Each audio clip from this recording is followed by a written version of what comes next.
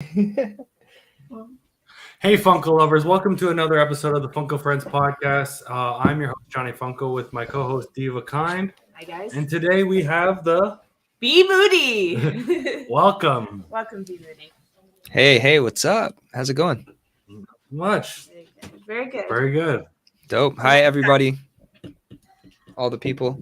Welcome, everybody in the chat. So far, we have Shorty's giveaway, Rocket Blast Gaming, Welsh Dragon Welsh Fun Dragon Hunter, Ninja Soldier, welcome. and Arsh Camboyge. Yo. Hopefully I said that right. Yep. Welcome, guys. Hope everybody's having a nice Saturday. Yep. Okay. Are you ready for these amazing questions we're going to ask Yes, you? I am. Can you guys can't hear the volume from like outside of my room, right? Are you guys good? Is it? I No, don't want to be it's faint. It's there, but it's not very... Yeah. Okay, yeah. There's some people home. They shouldn't be loud after a couple of seconds, though. Oh, that's fine. Hi, Christina Okay. Payne. Hey, Dangerous Jobblers. Jobblers. It's a tongue twister. Yeah. Okay, so Be Moody. Hello. Alrighty, so we got some cool questions for you today. So I'm excited. I've never done this before. You've never had an interview before? Not visually and on camera. I did one a long time ago. I guess it was like an art blog type of thing. So it wasn't like a internet article type of thing. Oh, That's as far as it gone. Yeah. Well, we're going to be asking all about you, so hopefully you know yourself well. I'm very excited. I like questions about me. Alrighty then. Okay, so let's start with, how did you come up with your YouTube name? My YouTube name is okay. So originally, I think my channel name was Mr. B Moody, and it was actually spelled properly, like B Moody. And then over time, I started posting on Instagram. I originally just kind of wanted to basically make my art videos in time lapse, like nothing crazy. Back at that time, it was maybe, I don't know, 2014. I don't even know the year, but it was a lot more basic. There wasn't anything crazy going on, and people just watched time lapse paintings. So I was like, okay, cool. This is fine. This works. And then over time, I started on Instagram and decided that Be Moody kind of seemed a little bit weird.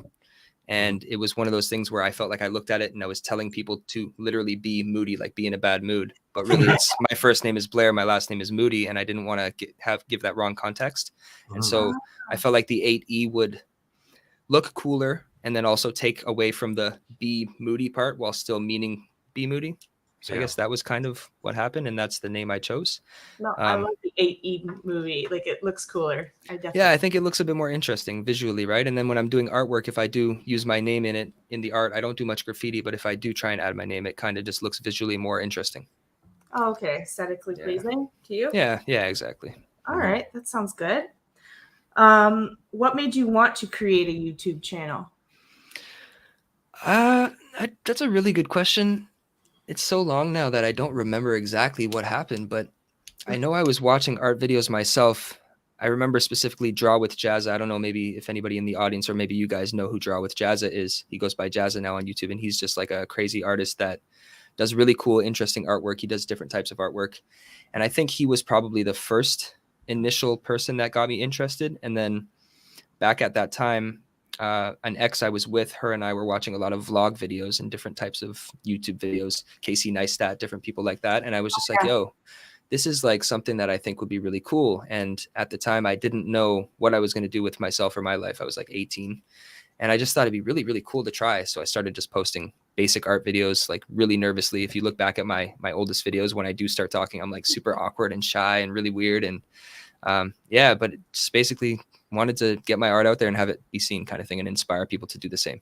Oh, that's wicked. So so how many years have you been on YouTube? Do you know?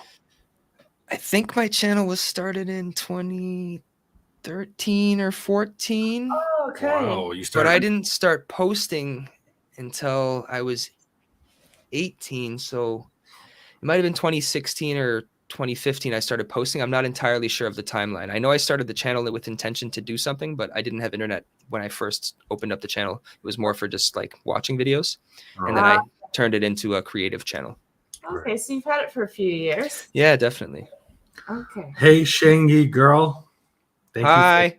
Shangy. Hey, how's it going, girl? Hi, Nadia as well. Hey, Nadia. Hey, what's up?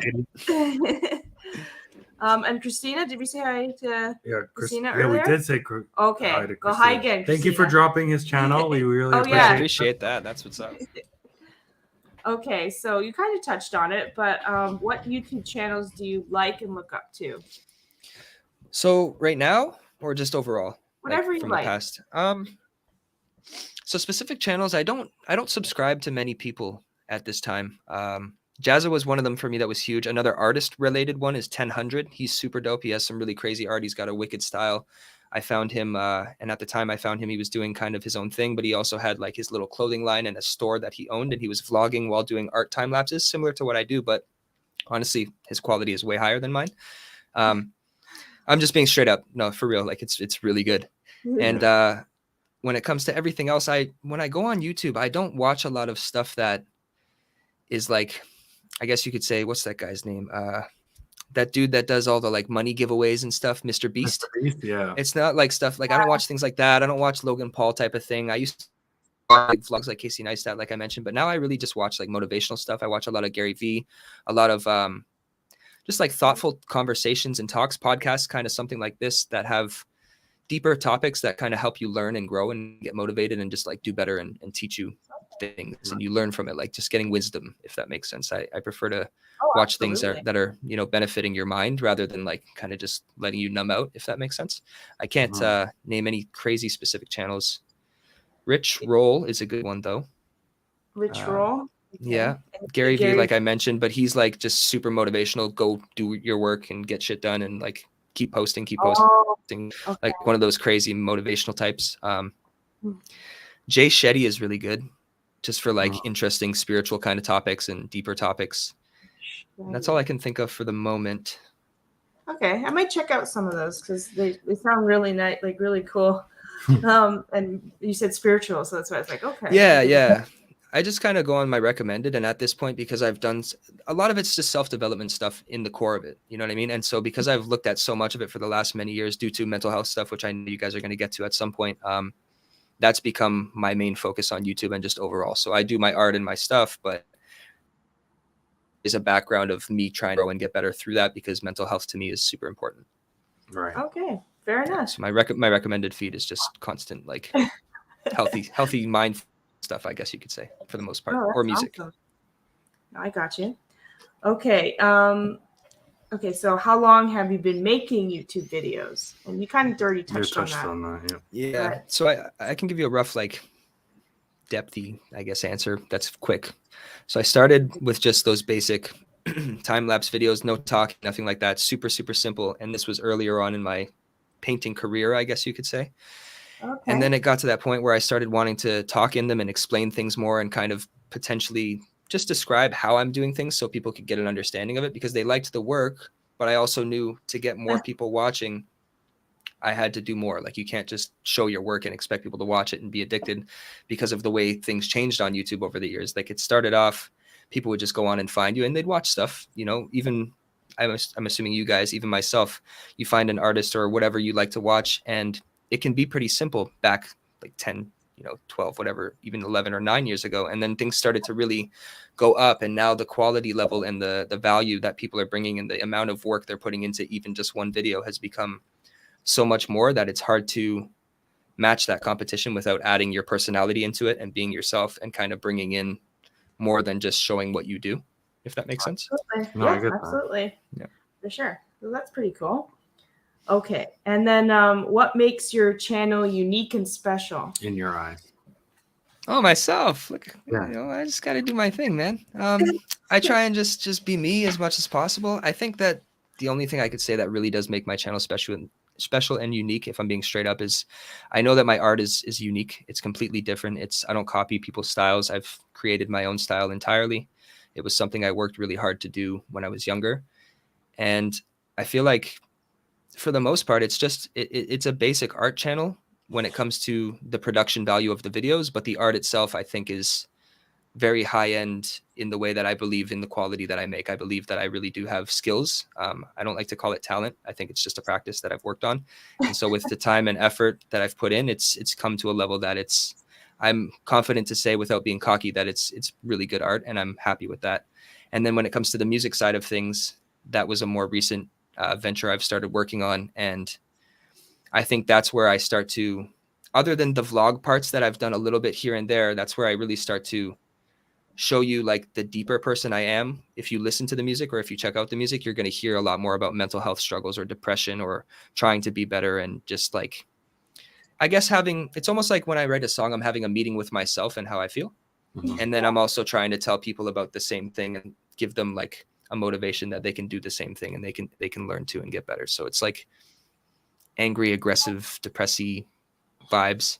And I think that combination of music and art makes my channel what's unique. I think I said that right. Yeah, Definitely. From what that's the best way I could explain it. Okay, well, since what we've researched so far, you're definitely unique. So Yeah. anybody watching, I you appreciate guys that. will know he's very, very unique. He does bring something very special to the table. All right, so now we're going to go into a little bit more about music, okay? Okay. Okay, so we see you're a music artist. Mhm. What inspired you to pursue music? Mainly mental health issues. I don't know exactly what questions you have, so I don't want to go too far into it. If you have like actual direct questions, because depending what you guys seen and watched, you might have a more direct question on that. But mental health, I was struggling a lot. I was diagnosed with a personality disorder a few years back, Mhm. and I started journaling, and the journaling led me into thinking, well, I used to make music when I was like around 17. I made maybe 20 or 30 songs I was practicing. I didn't have a computer. I was doing it on my iPod Touch, and I really enjoyed it. But there was a time where I kind of just stopped after a certain amount of songs. I got to this point where I was like, oh, I don't know if I can do any better than this. And I also felt bored of doing it. And I can't still now figure out looking back whether it was me being bored or if I was actually just kind of afraid to keep going, if I didn't know if I could top my own high level. So anyway, I kind of kept doing it, gave up, and then years later came back to it because of the journaling. The journaling was where I was like, okay, well, I'm making beats on the side. I wasn't doing any artwork. I wasn't doing any videos, but I was making these beats just to kill some time because I wasn't working. I was very depressed and I was just kind of sitting around most of the time. So I'd make these beats and I had them and I was journaling. I was like, okay, well, maybe I'll combine the two and start writing again, like music wise and journaling at the same time. It's like a personal thing. It wasn't supposed to come out. So I did that and I ultimately made maybe 14 or 15 songs within a span of probably a week or two. And at the time I had no idea what I was doing, but it was enough that I knew it sounded like a song and I enjoyed it. And I ended up making it like a mixtape, which is like an early artist album. And I put that out. And from there, I felt like I should just keep going. And since then, it's been 2 years this month. We're in March, right? Yeah. So this month, it's 2 years now that I've been making music. Congrats. That's a really good, like you said, 2 years, right? That's amazing. Good amount of time that you've been able to accomplish a goal. Hey, Steven's talk show. Welcome. Steven's talk show? I think that's what it says. Oh, yeah, Steven's talk show. What's up, dude? Hi, Humpty Scratch. How are you, my friend? Humpty, yeah. Hello. Thanks for joining us, guys. Yep. Okay, so that's really cool. So congrats on that. Yeah. Thank you. I appreciate it. Yeah, I do my best, definitely. I try. I definitely try. Okay. That's all you can do. Yeah, exactly. We noticed you're a rapper. Who, if any, have influenced your style of rap? Ooh, that's a good question. Always makes me feel good. Who has inspired it? I feel like I could say my direct favorite artists inspired it, and then I could list them off. But at the same time, I don't feel like I sound like when I listen to my own self, I don't recognize anything I listen to in it specific. I feel like it's a combination of everything. But I mean, when it comes to my favorite artists that do inspire me in a general sense, not maybe my sound, but just me, I would have to start off with Mac Miller as my top favorite rap artist. Other than I guess like Eminem when I was young, that was my first artist I ever heard that was making rap music. That was my first actual music album that I got given in like grade 3. Right. Grade 3. yeah, great. I was really young. Yeah. Eminem's not exactly meant for grade 3. No, by no means. It was the Eminem Show album, actually. Oh yeah. Okay. Yeah. But now when I listen to music, so there's a guy named JID I listen to a lot of J. Cole. I listen to Ghost Main, which is kind of a darker vibe. I like Flatbush Zombies. I like Joey Badass, Pro Era. These are all names that are, I guess you could say like they're underground hip hop that have I would say generally an old school kind of vibe, but it's a new school artist. So it's not old school, but it sounds more old school. It sounds more like down to the classic vibe, I would say. ASAP Rocky, ASAP Mob. Nice. Mm-hmm. I No, think I love that. that's kind of, there's more, but that's the main, I think those are the main ones I just named off there for sure. It's a good bunch, I'd say. Yeah. All right. Has creating music helped when struggling with mental health issues? Yeah, 100%. Absolutely. It's interesting. When I first started, I was, like I said, I was journaling, and the journaling was me trying to figure out what was going on inside my mind. And then the music kind of, when I started doing it for the purpose of the music, it became more of like, let me express this thing that I never said to people that I would have said. And so the first mixtape was either very, very, very depressed and sad, and me trying to like figure it out and just, I guess, sitting within my sadness and my pain and talking about that really deeply. Mm-hmm. But then there was also the angry songs where I was like, yo, fuck these people. Look what they did to me type of thing. And they kind of, I can swear, right? Yeah. Okay. Yeah. course. Like, like fuck you guys for basically making me feel like I'm not valid for the feelings I've had, and making me feel like I was wrong this whole time growing up, like as if there was something wrong with me, when really I was raised by people who have their own issues that, I guess you could say maybe they didn't realize they had, but they were putting it onto me as if I was doing something wrong. So like, oh, you're a lazy person, you should be working. Why aren't you working? That would help with your mental health. And it's like, well, no, I don't think that's the case, because every time I did have a job, I'd be fine at the beginning. It's fun. You get a job, you have some money for a bit, you go spend money on things, and it feels great. But then you get bored of spending money on things. You realize you're still broke and you're spending this money on things you don't need, or going and eating food or seeing movies all the time. And it doesn't feel any better. It's nice to have distractions, and that's what it is. But ultimately, you're not improving, you're not changing, you're not feeling better inside. And you're just like depressed if you're not wasting money or wasting time or going and doing these things. So can you say what the question was exactly again, so I get back to my circle about? No, I loved where you went off on a little bit of a tangent there, because it's true. It's like, it is true. Yeah. It's like you're trapped in this hamster on a wheel sort of lifestyle. That's what everybody Absolutely. trying Absolutely. to get away from, being a slave, and you just happen to be smart enough to figure that out. I guess so. Yeah. Yeah. So I think that was the question, was just like, what made me start writing the music, or yeah. right? So yeah. writing music helped when struggling with mental health issues. Has it helped? Yeah. It's helped with that. It's helped with just feeling like I'm allowed to feel that, and also helped with confidence and feeling like I'm allowed to feel these feelings. And when you sit back and when you make a song, and then you sit back and you listen to that song, if it's one of your deeper, sadder songs, you almost, it's you, but you see yourself from a perspective of somebody else. It's like when you listen to your favorite artist and you can feel how they're feeling and you relate to them and you're really connected in that, you can almost see yourself as a different person, like an individual artist, that you're not that guy. And so it makes you look at yourself, I guess you could say, and be like, wow, like, you really do mean these things you're saying, and it is okay. And like, you're actually just a person who's trying. It's like looking at yourself from outside yourself in a way, because out-of-body experience. Yeah, kind of. Yeah. Especially like a year or two later, you know what I mean? Looking back at my first music, it's like, wow, I don't even remember making this or feeling that, or, writing that and recording it. It's just different. It's like you go back to a whole entire different dimension of a place you once were that you no longer live in. And it's cool because when you finish that, you move on and you move to the next thing. And then you come back and you can kind of reminisce and you can see how you've improved and how you've grown. And again, when you just finish it, just seeing that honesty and that truthfulness and knowing you accomplished something really nice and you were still honest about it and you let your feelings out. It's really healing, I guess you could say is the word for it. Wow. It's definitely healing. That's amazing. That was really cool. I love that. Okay, so how are we doing in the chat? Everybody doing okay? Everything's good. Okay.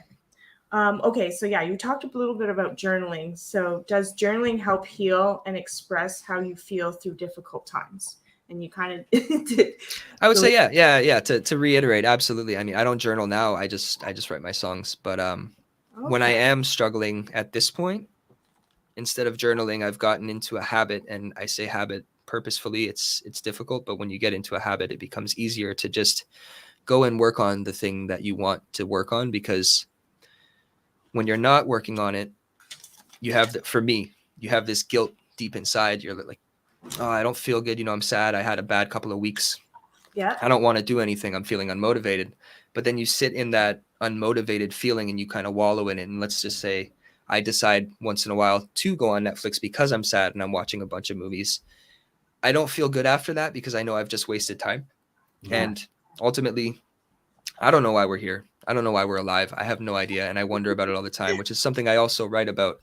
And so the only thing I can see that is the purpose of being here is kind of just getting better at something and showing something to the world, giving something to the world where when you leave, it's here for other people to find and discover.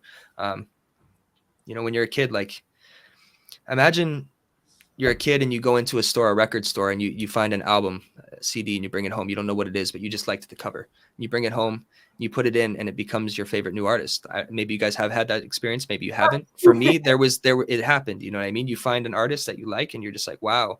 And it just kind of changes things for you, and it gives you a new perspective on life, and it brings you to a new season of life, I guess you could say. And Absolutely. I feel like that's, it's exciting. And when people do that for somebody else, even if they're no longer on the planet, like you can go back and listen to, for example, Notorious Big. He's not here anymore, but he still impacts people hugely to this day. And that's something to me that is very meaningful. And it brings me meaning knowing that potentially I could one day do the same. So Leave that's your mark on the world.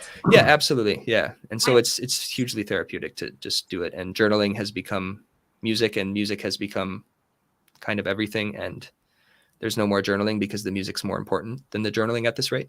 Yeah. I got you. Hi, Fish Ranch House. Welcome. Great Love name. the name. Yeah. Fish Ranch House. Hi to the Rocket Blast Gaming guy, and thank you for congratulating me on getting back to what I love. And yes, Eminem is a great album. The Eminem Show is really good. I hope you're well, man or woman. Thanks for commenting. And then Tilted Pops. Yep. Hey Felt there. like I had to reply. Hey, No, of Tilted course. Pops. If you want to say something to the chat, Yeah. you just speak up. Okay, sounds good. I don't want to No, ruin no. the plan. No. No. There's no Okay. real It's plan. yeah, it's just very easy. little Okay. plan. Okay, cool. Sounds good. Okay. How did you fight through your personal struggles and come out victorious? What were some strategies that worked for you? Oh, that's a really good question. First off, the struggles are still there, and I can't say I've won the battle. Okay. But I would hugely say therapy first before anything. Not only self-help, but therapy. I'll come back to the self-help, but therapy for sure. There was a point where I realized that as much as I was into self-help and learning things and reading books and trying to grow and practicing my own ways of getting better, doing meditations or eating healthier, or there was a point where I was vegan and I was working out every day, and there's a bunch of different things that I've tried that, people say like this helps your mental health. And I was like, okay, well, let me try it. And I agree. They all do help your mental health. However, I think when there's something deeper that you can't quite figure out, for me, it was huge to go to therapy and just like do that and get it done and figure it out and talk to somebody about things. And I think that it's huge. It's just so important, man. And I keep forgetting the actual initial question, and now I'm lost again, but I know I was leading somewhere. Can you relay it one more time? Of course. How did you fight through your personal struggles and come out victorious? What were some strategies that worked for you? Okay. Yeah. So the therapy after the trying, And then the self-help, but the combination of the therapy and the self-help and trying different things was really what led to it. There's no direct answer. I feel like it's a journey in itself. You got to keep just trying and trying. You might give up for a couple of days or a week or two, or even a couple of months. But the main thing, in my opinion, and the main tool is just persistence and trying to come back to it, not giving up. When it comes to direct tools, I feel like journaling was one that was huge. I also feel like just being okay with not being okay is really helpful. Let me see. I'm trying to think of like super direct tools that I learned from therapy.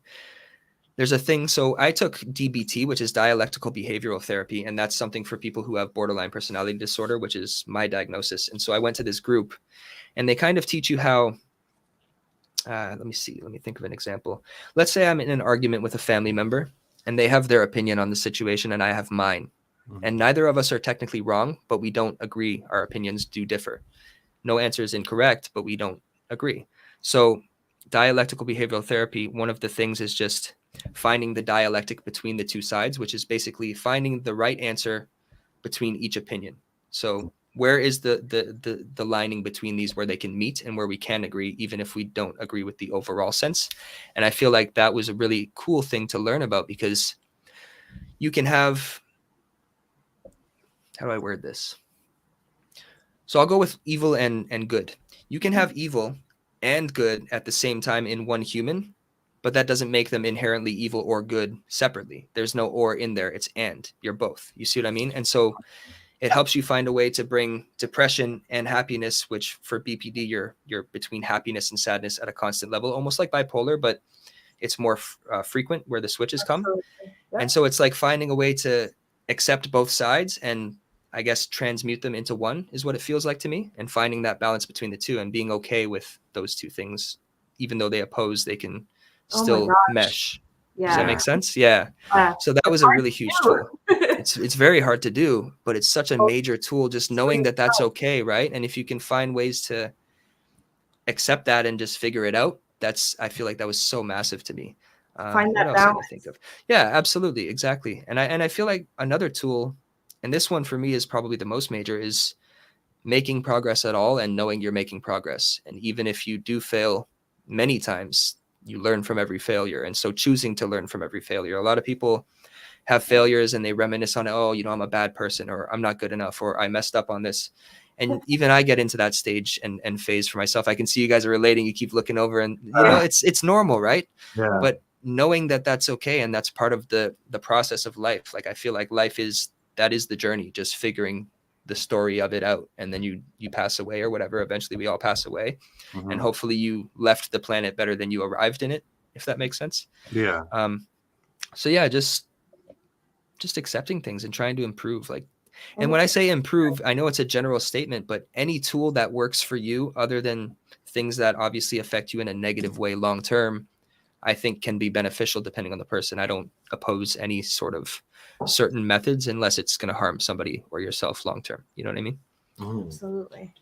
No, I agree. And also being accepting of failures, that it's not a bad thing. Sometimes the best things come from like failure or like dark moments in your life. Absolutely. 100%. You can't see it at the moment, but exactly. Right? But you look back and it's like, oh, wow, here we go. Now it makes sense. There's I don't know what the lyrics are from this one song, but there's a lyric in one of my songs that I say when you're looking like keeping it short. I don't know the exact lines right now because my mind is not in that place, but it's something about looking in the rear view, you see the full picture of things, whereas when you're directly looking at something, you're not there yet. Your mind hasn't reached the boundary of passing over that perspective or that situation. But when you look back, like you can see how it connects. It got you from one place to another. I think that makes sense. I think I explained it. Very nice. Very nicely said. Just want to say hi to the Proper Popper. Welcome, my friend. Hey, the Proper Popper. What's up? All right. Very well said. What advice would you give someone who might be going through similar circumstances as you have? I would initially go straight for the therapy route personally. And I know that there's a lot of people who don't like that idea.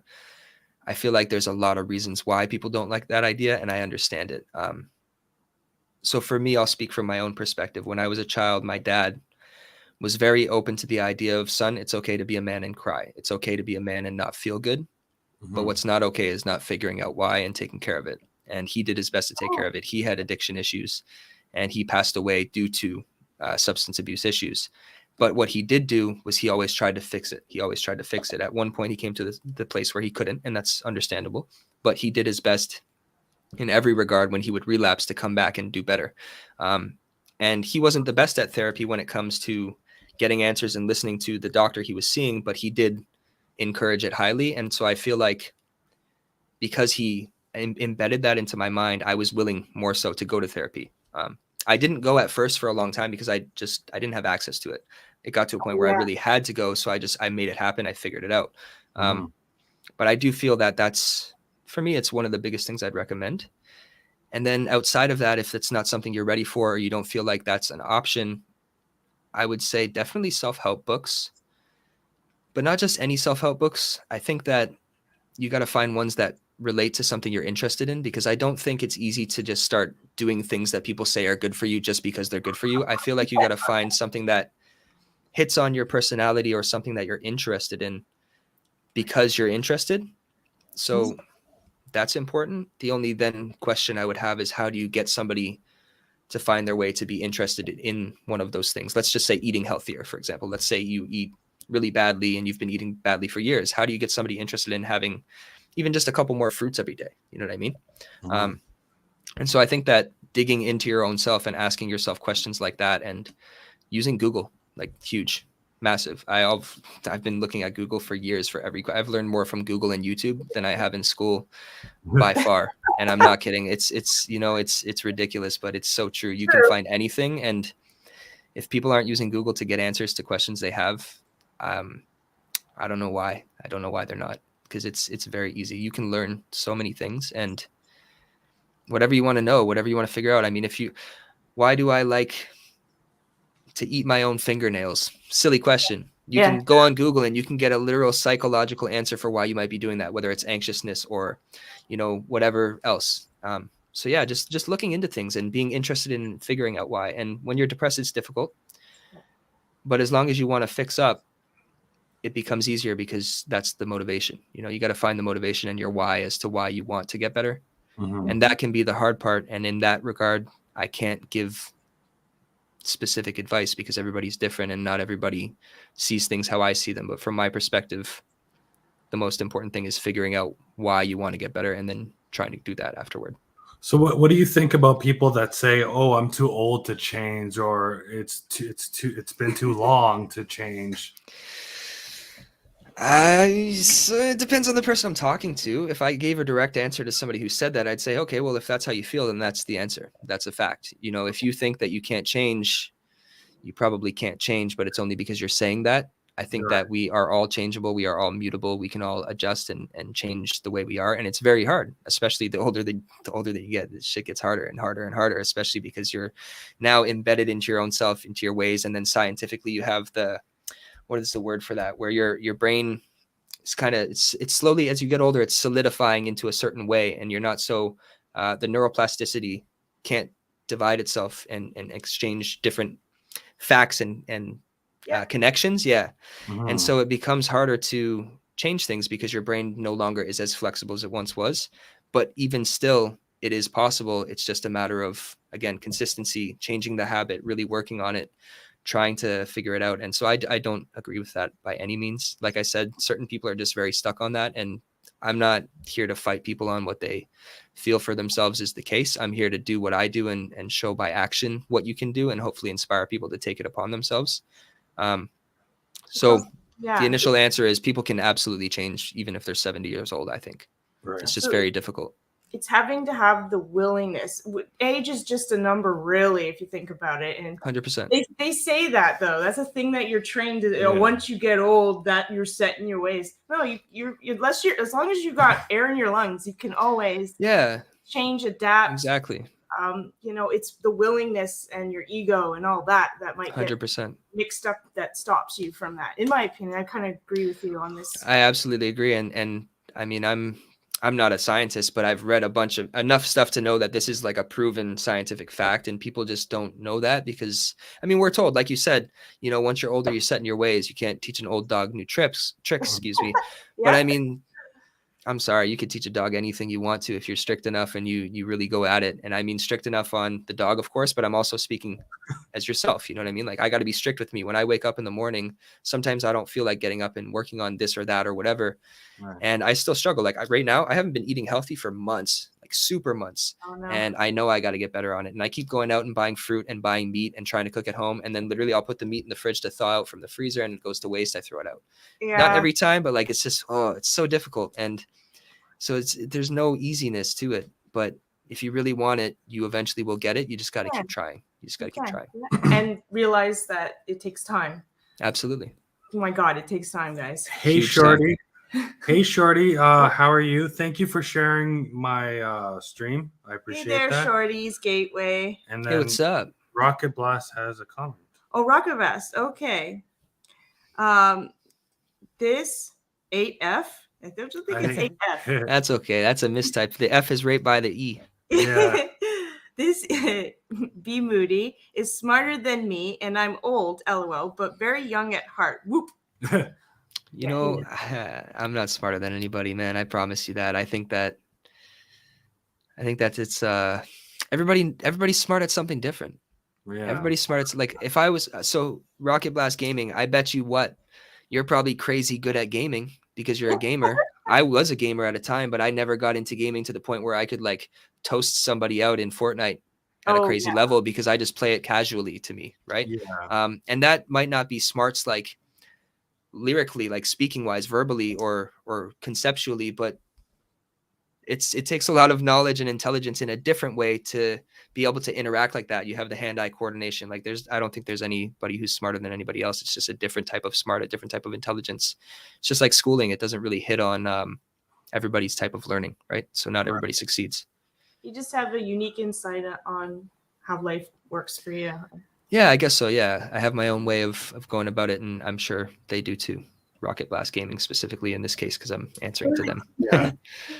All right, so that's awesome. So guys, go to get therapy if you need it, or there's also self-help. But if you're really having a problem with something, definitely go to your doctor and get like a diagnosis if it might be something quite serious. Just putting that out there, guys. Yeah, if I could actually touch on that really quick. Diagnosis, I thought I was depressed and only depressed for all of the years that I was growing up. From around 14, I got depressed, and I thought it was just depression. And then I went and found out, and the way I describe things, they're like, no, you have something different. It's a personality disorder. And I was shocked by it. And I'm not going to deny that it made me feel worse for a little while about myself overall, because I was like, oh, well, okay, this is a little bit more extreme than what I realized. However, it gives you access to looking up what that particular diagnosis in the DSM translates to traits wise. And then you can literally tackle those things individually. And it starts to help you understand more why you think in a certain way that you think or feel a certain way you think. And so it almost gives you a direct route into what you can do to feel better if you know what the problem is. Whereas if you don't know what the problem is, you haven't seen a doctor, you're kind of just trying to figure it out and pick up these pieces that are broken everywhere, and you don't know how the puzzle is supposed to look, if that makes sense, right? So I think it's important. Yeah. That's perfect. I just want to say hi, Mom. Oh, Darlene! Hi, Mom. She came down. Welcome to the chat. Okay, so something a bit lighter. Let's get a little lighter now. Sure. Yeah. What is your favorite rapper artist? Favorite entirely? Definitely Mac Miller. I'll stick with that. That's Mac Miller? There's no question. Yeah, he's amazing. If you guys, whoever is on here, I don't know what kind of music everybody listens to, but Mac Miller to me is, he just hits some good spots, and he struggled with his own things. And so for me, his last two albums, Swimming in Circles, maybe you guys know about those. They're incredibly beautiful albums, just well put together. He is technically a hip hop artist, but he also kind of ventures off into his own little thing. And that's one of the things that's so beautiful, but hitting on those mental health things and just being able to relate to him. Everything he's ever released album wise or mixtape wise, I've always, for some reason, felt like I was in the same state in some regards as he was, even though I would say from his stories and his music, he was on a more extreme level with different things. But I always felt like I could relate deeply to what he was saying. And he was always on point with those things and helped me feel like, okay, I got to keep going type of thing. And those types of artists are the best to me. It's got to sound good and mean something and just feel good, I guess you could say. Absolutely. That's why I kind of like the older rap, because there's meaning behind some of the lyrics. Yeah. New rap is kind of just like whatever, you know. Bitches and hoes. A lot of it. I mean, I feel like Bitches and Hoes is kind of classic in rap in a way, not in like I love it, but it's been there forever. But now it's far more into that. And there are, I want to say some of the, I'm going to say trap music for this case, or the emo rap type of vibe. I feel like, and Johnny, I don't know you well enough, but I think you probably used to maybe listen to emo rap, emo music at some point. I would just make a guess on that. Yeah. And I did too, hugely. Like I loved it. I loved it crazy. I loved like Screamo. I loved Never Shout Never, or like Bring Me the Horizon was sick. Like just all these different artists. And the rap that's out now, the emo rap, I know it came from that. Nobody can tell me otherwise. And so my point with saying that is, there are certain songs I've heard, like from Triple X Temptation or whatever, however you say that name, and a couple of other guys. I don't listen to them deeply, but they have certain songs that hit me in a way that sounds beautiful and there is meaning to it. You can feel the emotions, Right. but as the overall, I do agree. There's a lot less, depth of the feeling word? and stuff in their songs. yeah, there's a lot. What's the word I'm looking for? A lot less substance. That's the word. Substance. All right. Yeah, absolutely. Agree with that. Okay. How long does it usually take for you to fully create a beat? A beat? Yeah. It's hard to give an exact answer. Usually I start with like a little melody or the drums, and then I would say within an hour or two I have the bass of the beat. And then what I do is I'll make a bunch of beats without writing to any of them, and then I have a slew of beats to go from, and then I pick them and I write maybe like 11 to 15 songs at a time for the most part. This is what I've done as of now, like up till this point. And then I have myself a new album kind of thing. And because of the way I do things and I know I'm new, I feel like making more faster is better to learn different things quicker than it is to take a long time on one small project. So it doesn't take long. And then overall, I don't finish the beats right away. It's the basis. And then I write to it. And then as I'm building the song, I'm building it as if you have the foundation like a building. And then you want to know kind of the design and the layout of the whole process before you get to the end. So you got to kind of add things as you go. Some people make the beat and they finish the beat and then they write after and they don't touch the beat ever again. I'm constantly tweaking everything until the final day for me. So it's kind of hard to give a direct answer, but the base of the beat, the most part of the beat is definitely like within a couple of hours usually. Okay. It doesn't take too long. Oh, that's cool. Which do you start with when creating a song, the beat or the lyrics? See, this is why it's hard. You answer direct questions. Yeah, I never start with the lyrics ever. Okay. Actually, rephrase. There's been 2 times ever that a song has come to me in my mind without me doing anything. Oh, wow. The first like few lyrics, and I go straight to the computer and I'm like, okay, I know the words. I know how I want this to sound. And then I get a song from it in like a short period of time. But that's a rare case. I've made around 100 songs and 2 of them only ever have come to me like that. So I don't depend on magic happening. I go and I sit down and I make it happen. And I don't do lyrics first. I have to have the beat first and feel the vibe. And I go with what the song kind of tells me to make, if that makes sense. I listen to the song itself, like the music, rather than creating the words beforehand. I just feel like it works better for me. I would say that was how I would do it too if I was a musician. Like, because then you can just, if you got a bass beat or something like that, then all of a sudden I'll have all these freaking ideas come my way. As to what you want it to sound like and what would fit, right? Whereas if you write the lyrics, and there's nothing wrong with doing that. When I first started making music, when I was young, I would write first. But I just find then you have to find the beat that fits it, and you have to work around the lyrics to make that beat. Whereas I feel like with the beat making first, you have all this freedom. You can make a bunch of different beats, and then if you feel like writing to that one, you can pick that one and write to it. And you don't have to be so like strictly stuck on this is how it needs to sound for this set of words. Absolutely. Right. Hey, Arcade Pop, how are you, my friend? Oh, Arcades. Rocket Blast Gaming, thank you for liking and sharing. Hi. Okay. Have you collabed with anyone on a song? Yeah. Not much though. I've collabed with a producer, one song, which is on YouTube. I don't have it on my Apple Music or Spotify because he sent it to me for free. It was more just like a straight collab. There's no monetary gain. I don't have it monetized. What is it called? Ooh, give me a second. I'll find it right now while I'm talking.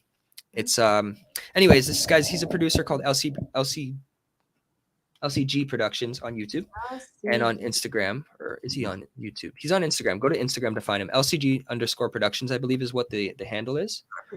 Okay. And I almost remembered the name and then it disappeared for me. I'm just going to find it really quick. And then currently right now I'm working on, I think it's 3 songs that are collabs. One of them is from LCG Productions again. The other 2 are from another artist called Ballistic. And then I do have a final one that I worked on with a friend of mine named Pow Pow, who I met through Minecraft online. Oh wow! And him and I, so I love Minecraft. We finished that song, but he doesn't know. He's not like a seriously into it artist right now. Right. So he doesn't know how he wants to release it, and it's technically his song that I featured on. So we're trying to figure out what he wants to do with that and how to release it. But it's already finished. It's ready to go, and I'm really excited for it to drop. I wrote the lyrics very quick. Like it was a one-night thing that I sent right over afterward. I got it done quickly. Mhm. Okay. The song was called Spin with the Globe. So if you want to look up Spin with the Globe 8E Moody, that was the featured song with the beat that I did not make on YouTube. Spin with the globe. Yeah, Okay, and write it that should say down. featuring LCG Productions or produced by. Okay. But yeah, so yeah, anyway, him and I, Pow Pow, we worked on that song. It's ready, but again, waiting for him to release that how he wants to or how we want to, and whatever works for him. He's kind of trying to figure out what he wants to do. Okay. Right. So I've done a few. Overall was the short answer. Do you like to work collabs, or do you like more on your own sort of thing? I like both. I like doing my own thing a lot, but then I also feel like it's really cool. And again, I'm only speaking from doing it a few times. I like the idea very much of featuring on somebody's song where they've already written and I can hop in and hear what they've done and then go off of that and kind of sit with what their idea is. That's really cool because it was super fun with Pow Pow. But then, yeah, Pow Pow. His real name's Powell, but he goes by Pow Pow. So It's cute. his artist name is not Pow Pow. It's the Dial Tone. The But he dial only has tone. but he Cool. only has like 1 or 2 songs out right now or something like that on YouTube. So Yeah, I don't know. It's really fun. It's really fun. And it's kind of easy because of the fact that you don't have to do as much work. okay. And I mean that in not a lazy way, but in a genuine, like it's refreshing to be able to just do something that you don't have to make all of everything. So Right. with Pow, I made just the lyrics. I adjusted my sound. I mixed my sound, but everything else was finished. I sent it back to him and he finished up what he had to do. Mhm. With the other guys who produced it, I don't have to make the beat. I just have a beat here and I can just write to it and do the rest. So it's nice to have a bit less of a workload. Whereas with myself, I do every single thing by myself entirely, and it becomes a bit more strenuous, I guess you could say. Right. Oh, fair enough. Okay. Who would you love to collab with on a song or album? Anybody in the world? Anybody in the world? Oh, Oh okay. my gosh. No, that was a question. Anybody in the world? Like I can pick Sorry, anybody? I took that as anybody. I was like, wow. No.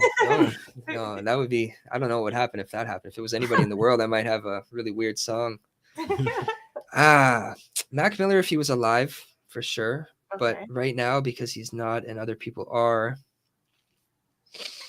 who have I listened to lately? Fuck, that's a hard question. You guys got me here. I'm looking through my artists at the moment briefly. You know what? I'm going to pick JID. JID. Yeah. Okay. I'm It's curious. pronounced Jid, I think. Yeah, go ahead. What's it? I'm curious. Are you a fan of the Gorillaz? I know a couple of songs, but I don't know enough songs to say if I'm a fan or not, bro. I know like the main songs that people know. But you know Yeah. what? Since you mentioned it, I'll check them out because I do Their like new what they have. tracks are fire. Like there's Okay. a lot of collabs with them, and it's Yeah. really great music. They're Okay. really- Yeah, I'll have to check it out. Yeah. I'll have to check it out. Okay. Shep Pops. Hey Cheppy- there. Welcome Cheppy to the Pops. chat. Cheppy Pops, sorry. Yeah. It's like the 8. Yeah, I always it's like his 8 in his Yes. name. Yeah. That's funny. Okay. How many songs have you created? I don't know the exact number, but it's around 100. And right now I'm working on 19 new songs, so that will add to that 100. Mhm. Wow. Yeah, Good for I don't you. stop. I do my best to just keep going. Beautiful. You ever come back to a song and like, oh, I want to improve some stuff like from years ago? Yeah, but I don't because so there's 2 reasons. There's 2 reasons I don't. The first reason is the initial thing that I said was I feel like if you just keep making new stuff, it's just going to get better and better and better. And I feel like at this point where I am now, taking more time on my songs is much more important than it was at the beginning. Like I think it was 5 mixtapes in the first like year. I haven't released anything since like last summertime. And now it's been almost, I feel like it's not technically been a year, but it's been a long time. This whole winter, I've been sitting on these 19 songs working on them, but they also sound better than anything I've ever made, in my opinion. Mhm. And so the more you learn, the longer it takes because you know there's more to do. Whereas when you're first starting, it's open, it's free. You feel like, okay, well, I can just do whatever I want and drop this. And then you look back at it months later after you've done more and you're like, oh shit, I could have done this so much better. And so you want to go back because the bones of a song sounds so dope and it's like a really great idea, but the execution isn't as quality as it could have been. And so there are songs that right now in my mind I could think of that I do want to and potentially intend on going back and working on again in a different way.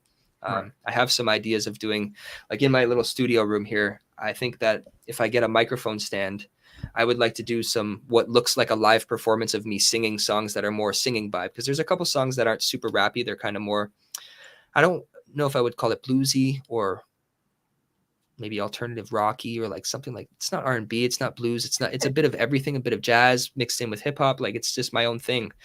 And I would love to do like a performance of maybe 5 songs in a set. Do you guys know NPR music? NPR? Like Tiny Desk concerts? No, I've never No? heard. Okay, so that's a thing on YouTube. So what they do is they bring in artists that are either established or upcoming, and they let them perform maybe 3 or 4 songs on set, and it's live. And it sounds really beautiful, and just the way they do it, it's really intimate. It feels good. And I think that I'd like to do something like that with some of my older songs, but I would reproduce them entirely to make them sound obviously fresher and also live, like as if I was actually performing in concert in this like studio space type of thing. So yeah, there's definitely songs that I'd love to rework. Hey, Sam. Oh, hi, Sam. How's it going? Yo, that song is sick, bro. Yeah, I'm happy. Feeling glad I got sunshine. That's a sick song. That's one of my favorite songs by them for sure. Sam is our second co-host. Oh, nice. What's up, man? How you doing? I was just gonna say about a song that you had in the past that maybe, isn't it kind of hard to go back sometimes because you were feeling a certain way in a moment, but say you've grown past that, isn't it hard to get back into that, mindset? That's what I'm saying. Like I can see why some people wouldn't go back to. There's definitely songs that I go back to, and I don't necessarily, I wouldn't say I don't like the songs at all, but so actually there's some songs I go back and I'm like, this is cringy and I would never do something like this again. And then there's songs I go, yeah, no, straight up. Like you say things or you give off a vibe or you have a sound that's just not something you thought, like it's not something you think you would do, but you've done it already kind of thing. You've learned from it and now it's not you. So you're kind of, every song is like discovering your sound, I feel like, and more over the years, I'm assuming I'll continue to discover my sound even more deeply. And there are definitely songs I go back to where I feel like I sounded super overly aggressive or I sounded too silly or, whatever the case is. And you just kind of, you don't go back to those ones. You listen to them here and there just to learn from what you've done wrong. And I always go back and listen to everything here and there at some point, whether it be a period of months in between or not, just to see what it sounded like and double hear it and double, triple, 4 times, whatever amount of times, listen to it. Right. But there are songs that I would never go back and readjust because they're just not, in my opinion, worth going back to. They are what they are and they're cool as they are. And if people like them, they like them. And if they find them, they find them. And if they don't, they don't. It's okay. That's more of a learning lesson at that point. It's like this song was a lesson learned. This is something I should redo. Do I have time to redo this, and this? Okay, well, maybe I don't have time for all of them, but I can pick one of the 3 that I like best and try and rework that at some point. So we'll see how that goes. I haven't ever reworked a song, but like I said, I have a few that I have in mind that I'd like to rework. And those ones don't upset me in a way that I can't listen to them or I haven't grown past them, I guess you could say, in enough of a way that feels unusual or uncomfortable. Okay. All right. Hey, Sharon Pops and Plants. Welcome. Hey there, Sharon. Okay. You kind of touched on these next 3 questions, but we'll let you answer. Do you like different genres of music? Absolutely. My dad, so he was in NA, which is Narcotics Anonymous, and we touched a little bit about the addictions thing. So Narcotics Anonymous is like the meetings people go to if they struggle with addiction issues. And there's Alcoholics Anonymous as well. He went to that at some point as well. But he was in bands, and those bands, one of them was within the group of NA. Like they did like little bands and had like little dances, I guess you could say, as an event for the people who go to meetings just to hang out, bring their kids and like do something that is wholesome. There's no drug use, there's no drinking, but it still feels like a party in a way. And so I was raised around this stuff. Like I went to meetings with my dad when I was a kid all the time, and he was oftentimes playing in the band on the stage. He played guitar. He was into that. And so rock music is huge for me. I don't like listen to rock music the way he did, but I know so much of it that if you put it on, like I can jam to that stuff. Sometimes once in a long while, I'll go back just to reminisce.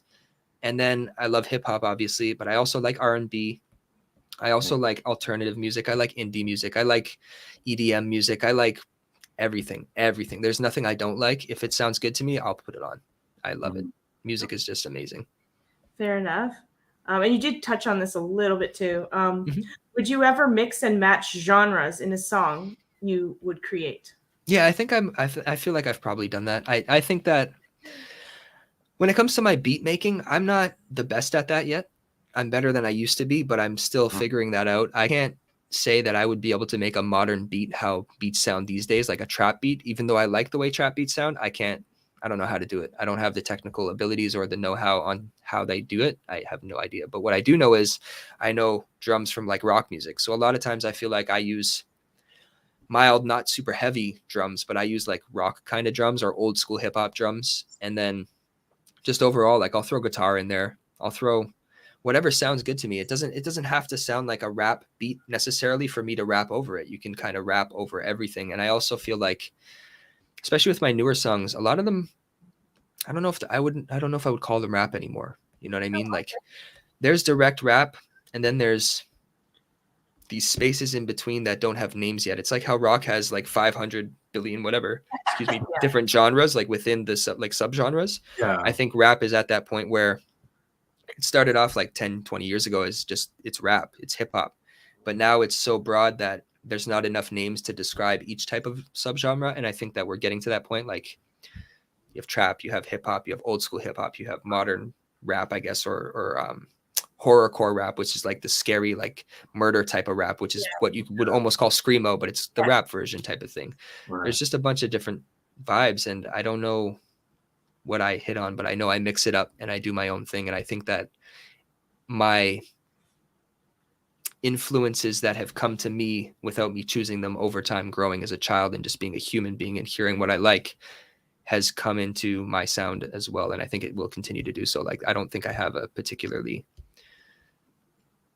one sound or another type of feeling. I think it's a combination of everything. Yeah. Right. Oh, that's awesome. Rocket Blast Gaming says music is a mood changer. It's very powerful.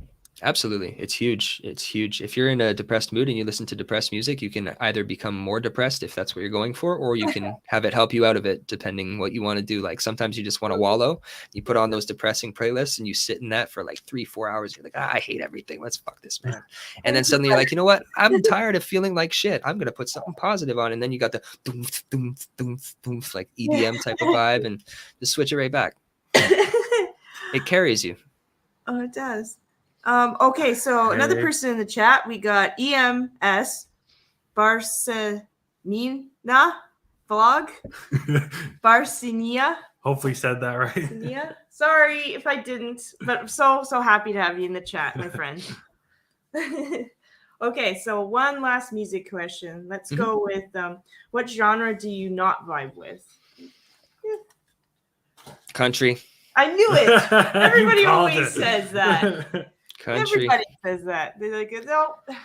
It's there's this one artist, like two artists I'll name that I can think of that I feel like they hit on the country vibe in ways, but they're not, I wouldn't say they're country. And so one of them is Shaky Graves, and he's got like an indie rock alternative like vibe with a bit of country mixed in. And then there's I don't know if you guys maybe know, but in the emo music realm, Never Shout Never, he started off with like super like poppy emo, like, you know, teeny type of like lovey song vibes. And I was like 14, 15, 16 listening to that. And then he grew and he developed and matured. He was like, I would say, I don't know your guys' exact age, but we're probably in a similar age range. I'm 27. And when I was at that age, that was like the vibe. And then he grew and matured. And as I matured, he did too. And his music did as well. And he brought more of like a super rocky, like mildly country vibe into that I felt was almost Beatles-like.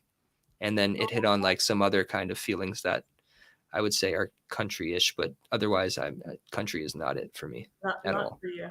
Okay. No. Our new friend in the chat just subscribed to your channel and put the bell Oh, on. there you go. Oh, shoot. I appreciate you. That's huge. That's very great. I appreciate that. Very kind. All right. Thank See you. you later, Sam. Thanks for coming into the chat.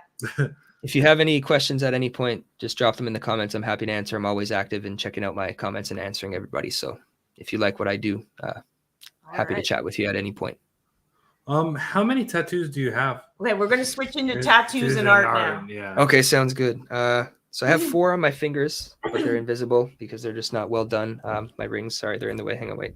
I'll take one off. The other ring is like really well on there. Yeah. There we go. Oh, so these are all faded. Oh no, those are. And I'll explain that in a moment. And then I have the one here on my hand. This is Jupiter. It would be, I guess, technically angled like this. So this is the Jupiter symbol, which is my birth symbol, but for planets. Okay. And then this is Sagittarius, which is my birth symbol, but birth-wise, like just month-wise. I have 1111 here. 11. So what are we at? We're at 4, 5, 6, 7. Then I have the eye here. I can show you them all because they're all on my arms. Yeah. The eye here. and that's 8, and then this is 9, and this is my first tattoo ever. So Right. it's just basically peace on earth. I drew it on paper, and then the tattoo artist redesigned it. But the wings are kind of like so spirituality wise, to relate on that again, it's basically what that was at the time for me is the way I looked at the world and viewed things and what I was reading online. I was into a lot of conspiracy theories, and then I was also into the idea of spirituality and humans kind of ascending and like being enlightened over the years. And so peace on earth while ascending up, kind of like raising our vibrations. That's what the wings represented. So that's what that tattoo was. You So, just yeah. answered like Nine. 200 questions. That's why I'm laughing. Oh, this is the funniest. See, this is why it's weird when people ask me questions. I go into detail because I know when I ask questions, I like detailed answers too. So It's funny. She has 1111 on her too. oh yeah, my dad had it, so it's huge for me. What did you get it for? I got it because Spiritual. it was a spiritual thing. I started on my spiritual journey when I was 16, actually, very early in life. And I started seeing it everywhere, and nobody else talked about it. I didn't have a book to teach me about it. I saw it everywhere, and I tried to tell my mom. I tried to tell my friends. They all thought I was crazy. And then I finally, the internet became more of a thing. I'm actually 36, okay? So okay, fair enough. Yeah, that's fair. But finally, the internet became more like of a thing, right? So I started typing in, what's this mean? What's this mean? And apparently it can mean a lot of things. People think it means wishes, but it can mean also gateway to your spiritual journey. Yep. So on my arm, I got absolutely 1111 clock in a. Oh, that's fire! I like that. That's sick. On a dream catcher. That's super dope. That's super dope. When I saw the 1111, and I also saw the Jupiter and the Sagittarius, I was like, I wonder if he's a Sagittarius, a Jupiter's Sagittarius's planet. Yeah. I'm like, I'm gonna ask him that, and then you're like, oh yeah, this means Jupiter. Absolutely, yeah, no, 100%, yeah. I completely agree about the 1111. I mean, I was 14 or 15 when I started discovering this stuff, and I would see it everywhere after that. And then I didn't see my dad for a period of time, and then when I did see him, we kind of somehow, like, it was a weird gap, and I'll stay out of the detail just to keep it short for the answer. But from the period of time I had seen him to not seeing him and seeing him again, it was like he was a new person. He hit spirituality in a different level that I didn't know him as when I was younger. Mm-hmm. And we really related on it. We connected a lot on conspiracy theories as well. And so we would do research and watch documentaries on YouTube and everything together for a long time there once we got reconnected. And he ended up getting that tattoo, and I always knew that I would get it as well. And then when he passed away, it was like, this is going to happen. I'm getting this. And I actually just got it last year before I moved here to Ottawa, where I'm now living, before I left Toronto. Wow. Right. No, that's amazing. So it changed him. Yeah. Hey, Pop McFly, how are you, my brother? Pop McFly, welcome to the chat. I hate to be a weirdo, but can I go pee really quick? Yeah, go for it. Okay, sweet. I'll be back. Yep.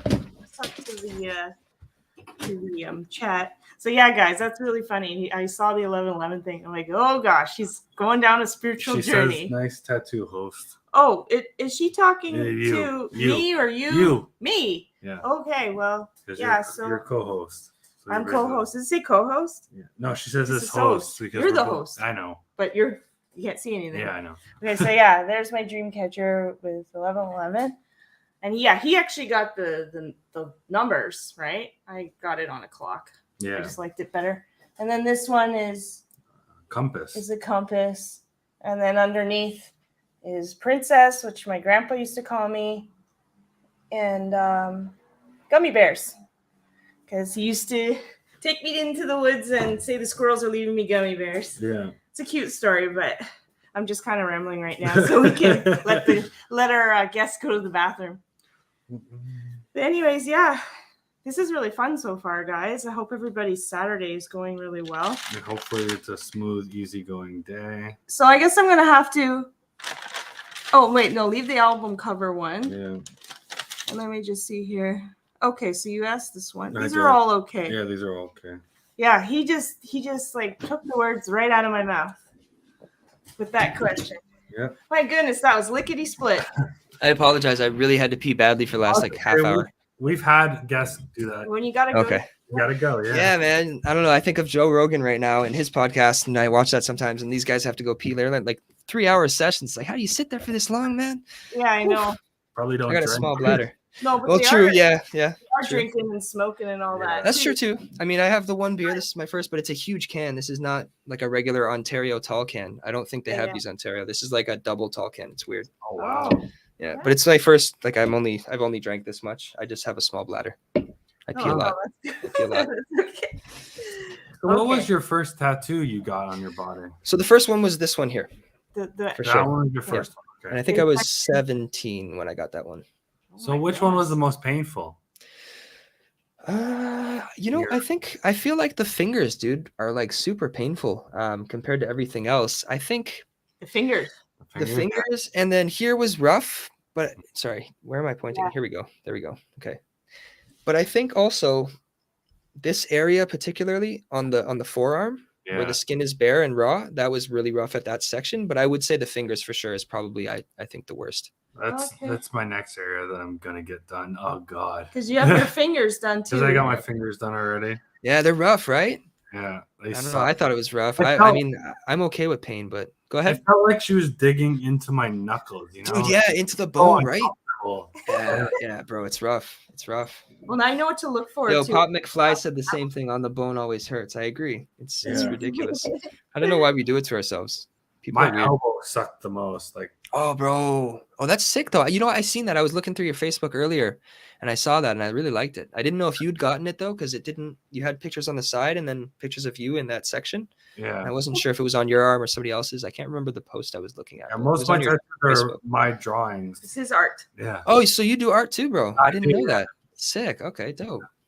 My art's more like zombies and like darker kind of okay stuff. Yeah, but still no less. That's wicked. I didn't know. Same sort of abstract style. Yeah, in some pieces, I would say.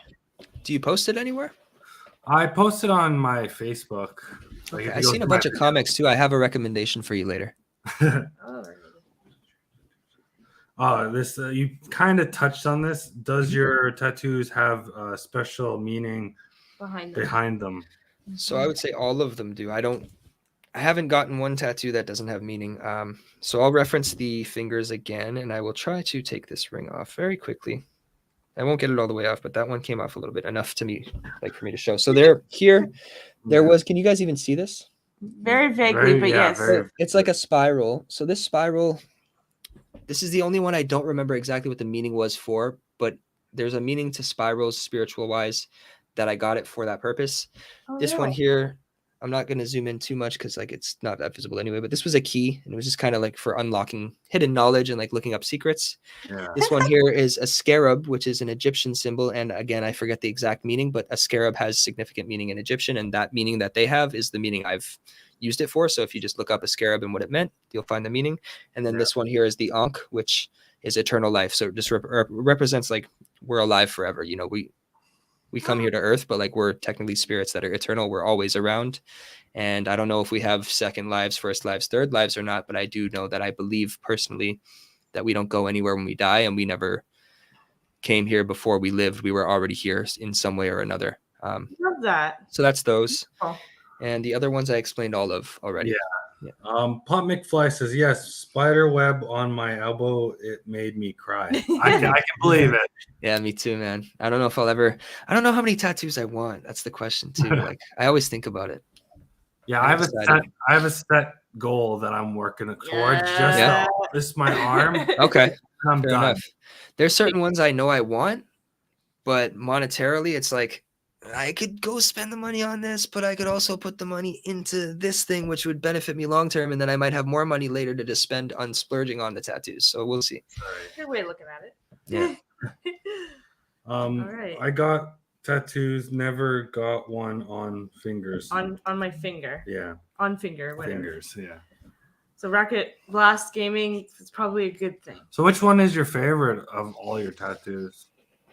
I think the 1111 one right now is my favorite. It's the most recent, but I think it's also just my favorite because of the significance to not only my dad, but the 1111 thing, and 1111 being one of the biggest things on the spiritual journey that I discovered earlier on, and that I've been seeing literally, like you said, D, when you were 16, you started seeing it. I started seeing it when I was probably 14 or 15 myself. And ever since then, I see it. I wouldn't say every single day, but I would say out of 365 days in the year, I probably see it a minimum of 250. I'm not counting, but I'm just going to make a guess. Like it's a huge percentage. I either see it in the morning or nighttime. And when it's on my mind more, I see it twice in the day, or I'll see it on the back of a bus, or I'll see it on a sign on the street, and I'll just see it so much more. So it just depends. It doesn't but even that's for sure my favorite. it doesn't have to be like on a clock or something. I've seen it on the bus. Like this Yeah. is the 1111 bus. Exactly. It could be anywhere, or you'll see even 111 or 222 or 333, 444, 555. That's as far as I know, that's the angel numbers. Yeah. I don't think there's other ones, but yeah, just wherever I see those, I take them. So this next question might be silly because all your tattoos mean a lot to you. So do you regret any tattoos that you've gotten? Kind of. I can reference the funny stories about the finger tattoos, which I forgot about anyway. So it's cool that we bring it back. So the finger tattoos, I don't regret in the way of meaning, but I do regret the artist I let do them. And that's no offense to the artist himself. But if I'm being straight, it was one of those situations. I didn't go to a tattoo shop for it. It was a guy I didn't know. My ex at the time knew him. And she was like, hey, we can get some tattoos for pretty cheap from this guy. I was like, all right, cool.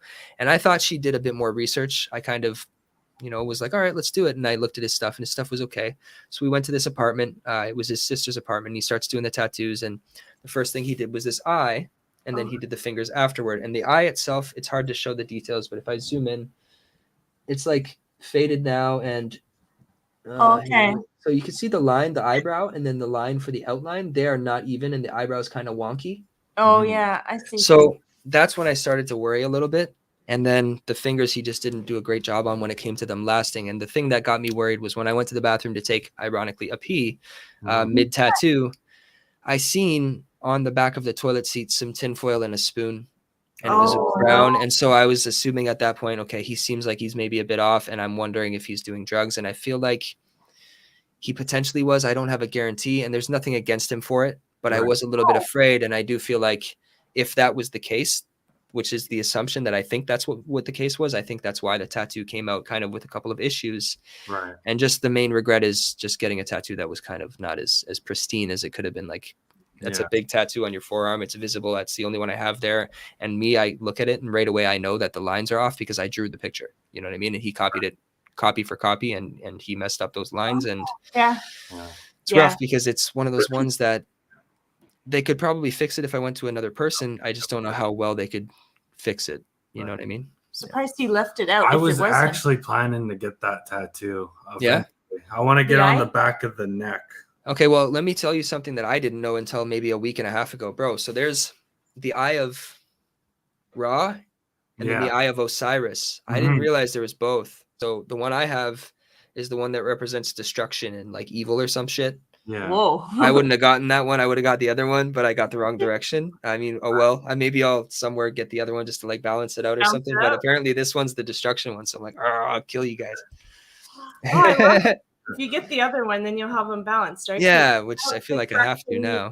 Have rebirth, right? Absolutely. So think about it that way, so you don't. Exactly. That's what I'm trying to do because I was like, oh shit! Like I didn't realize at the time. I should have paid more attention. I thought I knew better, but I learn every time, and you always learn something. Right. Absolutely. Just want to say hi to two people in the chat. Hey Hojo, and hey two boys and their pops, aka Eric. Hey there, Eric. Hi there, Hojo. Yo. What's up? Welcome to the chat. Have Is Eric? what No, he did say a little cute just a fact here, I guess. Okay. It says scarabs would be associated with morning sun and to show you a crossroads. I like that. Yeah. I've had many of those. Interesting. I don't know if that's the meaning I found. It's the thing that's weird about looking up meanings to things is you find different ones. And I'm not going to disagree with him. I'm not saying he's wrong by any means, or he or she. I'm just saying that I don't know if that's the meaning I found that I used for my own mind. Like, when you find multiple meanings, you're like, well, it means this to me and not this. I'll use it for this. So I'll look it up right quick just while we're here and see if I can find out what I chose. You whatever it means to you really is what really matters. And right now I don't remember. Okay, so here we go. So right away when I type in scarab beetle meaning, it says it refers variously to the ideas of existence, manifestation, development, growth, and effectiveness. So that's for sure what I've chosen it for. Yeah. That's great. Growth, manifestation, like that. That makes sense. I like both, actually. Yeah, absolutely. There's nothing wrong with either of them. I wanted to clarify that. Very cool. Because I don't know much about crossroads and like morning suns based on the meaning. Obviously I know what those things mean, but I never read that myself is what I'm trying to say, I guess. No, I got you. So Okay. which tattoo was your most expensive? The first one I got, which was this one, because it was actually at a tattoo shop. All the other ones were not at a tattoo shop. So this Oh was, my I think, $180. Wow. These ones here. Were not at tattoo shops. No, these two were not. These were from a friend of mine, Cam Norris, who he now has a tattoo shop, but at the time he didn't. Phew, Um, okay. So he was a professional, all good. And the Okay. other guy was a professional too. He had a job at a tattoo shop. I just didn't see him at a tattoo shop. And I Oh, think maybe he was between jobs, or like he only went once in a while, but that was at a house. This was at his house too, the Cam guy. However, I like really trust him and I knew who he was. Him and I have done collabs on paintings and things like that. And I think he charged me $40 each for these ones. Yeah, well, those look really well done. Yeah, so. they're decent. And I've had these were my second and third tattoos ever. So after that one here, those were the next ones I had gotten. right. We just want to say bye, Sharon. Thank you for coming in and watching. Well, you go work on that you garden. go work on your garden. Yeah. It looks starting to look good. I saw the rose the other day. The roses are looking beautiful. good. Beautiful, beautiful. Already seeing signs of spring. And then Eric has a question. And Eric, okay. Do you pull from inspirations in life, or what goes into your creative process? Okay, we kind of touched upon we already that. touched on that a little bit. I can answer it again if you want, or you guys can have him go back in the video. like So it's to. really up to you. Yeah, I take inspiration from, I think, anything and everything. I mainly try to, I don't even say try. I guess inspiration kind of just pops in, I think. You'll be walking down the street and suddenly you'll see something happening between two people in interaction. You'll be like, oh, this is interesting. And then suddenly you go home and you think of something that relates to that and create from it. Right.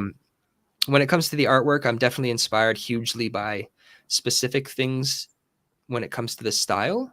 But again, I have my own style, but like I remember Dragon Ball Z all the time when I'm drawing, you know what I mean? And so I have like characters that are like doing poses like this, or like having little powers, or having like magic sticks. Like I believe in, like, I wouldn't say believe in, but like I think witchcraft and the idea of is really cool, and I wonder about it and I'm interested in it. I know enough about it to say like I think it's possible, but I don't have experience in like doing witchy magic stuff to say it's real or not real. I think it could be. I think that where we are in the world now, maybe it's a much harder thing to do if it is real. But like, Skyrim, for example, with the little magic staffs and shit, and you're like, fucking foof, foof, foof. Like, this stuff's dope, bro. So when it comes to my artwork and my cartoons, I like to pull like that kind of action feeling and the power from within, and like, again, bringing that spiritual feeling with the like Kamehamehas and like Super Saiyans and, that kind of thing. And with the music, it's a life type of vibe. It's learning and growing and depression and experiences of life. So yeah. Well said. Speaking about Dragon Ball Z, I had a little question. Absolutely. Who's your favorite character? I feel like the basic character would be Goku, but that's also a generic answer. And I wouldn't say he's my favorite. He's just, there's something about him, which everybody knows, you know what I mean? But I like a lot of the characters. I think ultimately my favorite visual character and just like the sinisterness of it is Beerus, Lord Beerus. Yeah. And I just love Egyptian stuff, bro. Like I love Egyptian stuff. So for me, he's just the sickest character they've ever made ever. And I don't think they'll ever top him unless they make another Egyptian style character.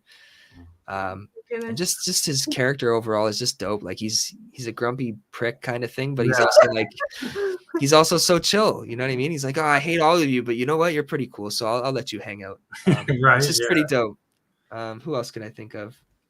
I think Gohan was awesome too, and Trunks. And when they combined into Go Trunks, that was a really neat little spin-off character of the two of them combined. So, but if I had to pick, Beerus for sure is my absolute favorite. That's funny how you say that, because like I've been watching this creator on Instagram.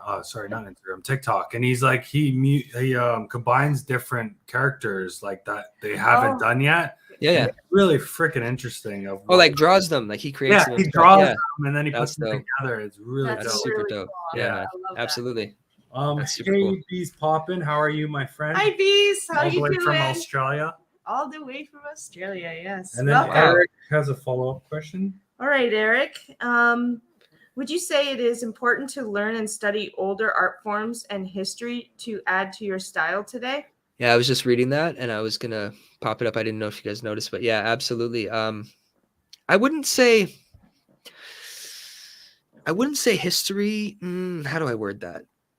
I don't want to be too specific on that because I don't know a lot about art history, and I'm not against it. I find portrait art, in my opinion, is boring. It's not interesting to me. I find pictures of nude people like this is really it's really talented and it's beautiful the way they do it, but it's not something I would hang on my wall because it just doesn't resonate with me. However, the fact that they created that, there's something to that, and how did they do that? And so the structure of how you build a character is important to me, and the steps that those artists back then took, which we still use now in schooling, for example, are really important to me. And when I was in school, and they were like, oh, you have to learn how to do body structure or human structure or learning lines of perspective. I hated it. I couldn't stand it. And then when I started taking my art seriously around 18, 19, over time, I realized that maybe I should try these things. And then as soon as I did, because artists that I liked were recommending it, not just teachers in high school or middle school. And then I tried it and I seen the difference. I was like, okay, this is what the fuck? Like, this is a game changer and it makes sense. How did they figure this out so long ago? And how is it that I didn't realize this when I was young? But when you're young, you're just like, oh, I don't care what you say. I just want to do what I want to do.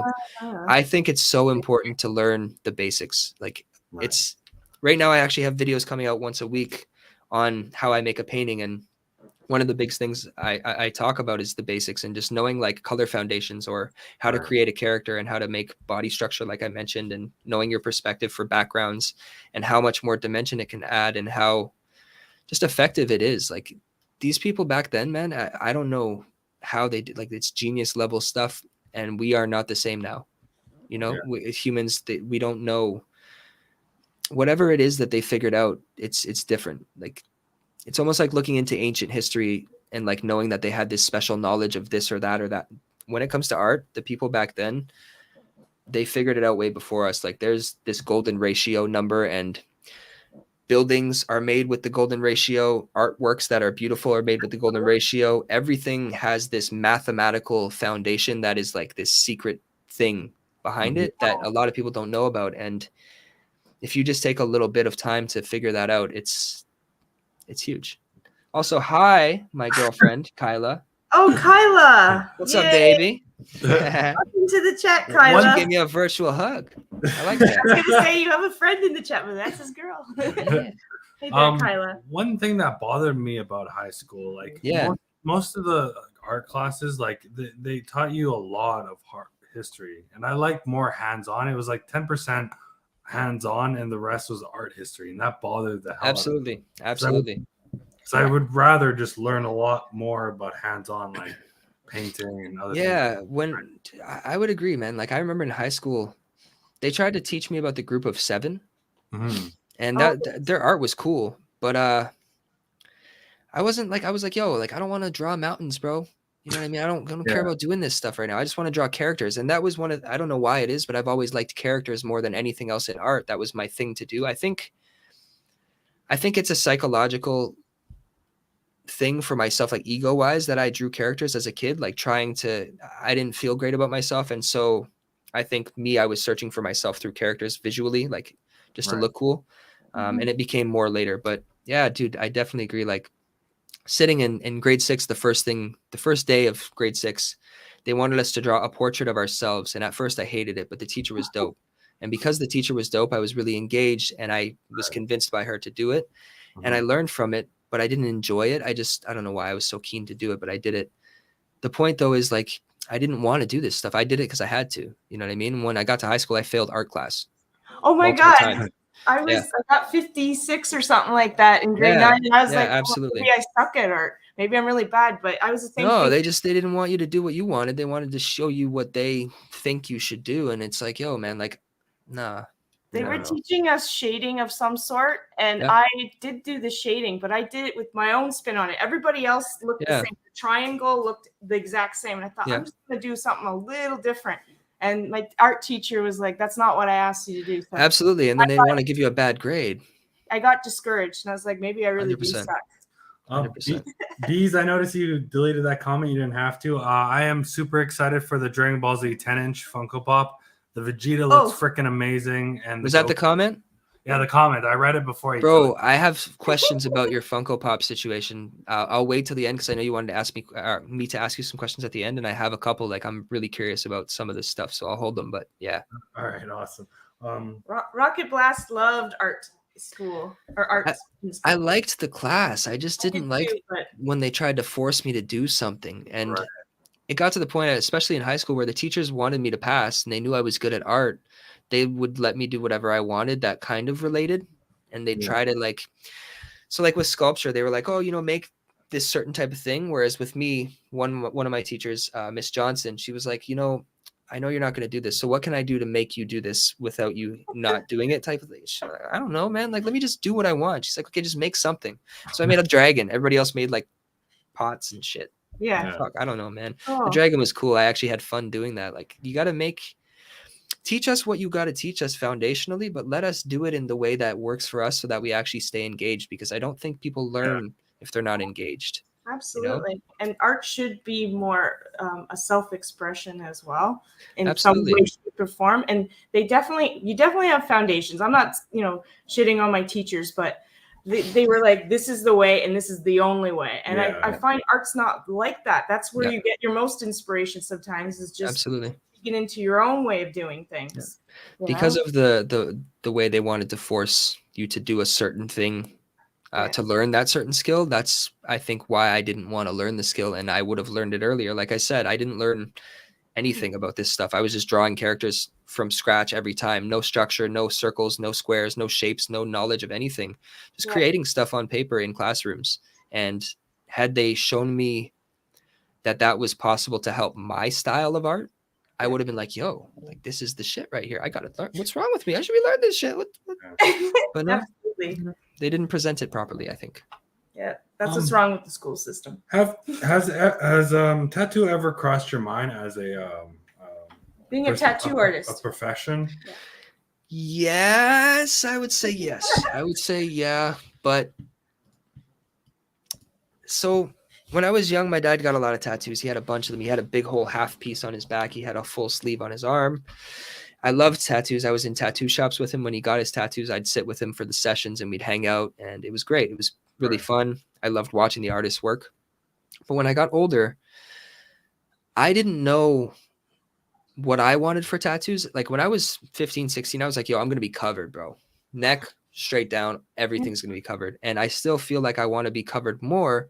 But as I got older, meaning became more interesting to me in life, just as an overall thing, like meaningful things. And so now, like you said, you have a whole idea for a sleeve. I couldn't even come up with an idea for a sleeve if I wanted to, because there's only certain things I want, and I don't know how I would sleeve that out. You know what I mean? Like there's certain stuff that I know would work with what I have now, but to make a sleeve out of what I have now, or even come up with the concept, I've sat and tried to draw sleeves. I can't. I have no idea. And so I wouldn't want to put a tattoo on somebody knowing they might regret it later. And I wouldn't want to put a tattoo on somebody knowing how I feel about the ones that got messed up, because I don't want to screw people's skin up. I don't want that responsibility. Right. So ultimately that was kind of where it was at. Where he's looking at it. I get it. I think at the long run, it helps us being artists to be like, well, what we know, what we want, where we want, Absolutely. With me, I'm like treating it like a puzzle piece. Like I know what I want to fit. Where will it fit here? And you've changed your mind about spots and stuff.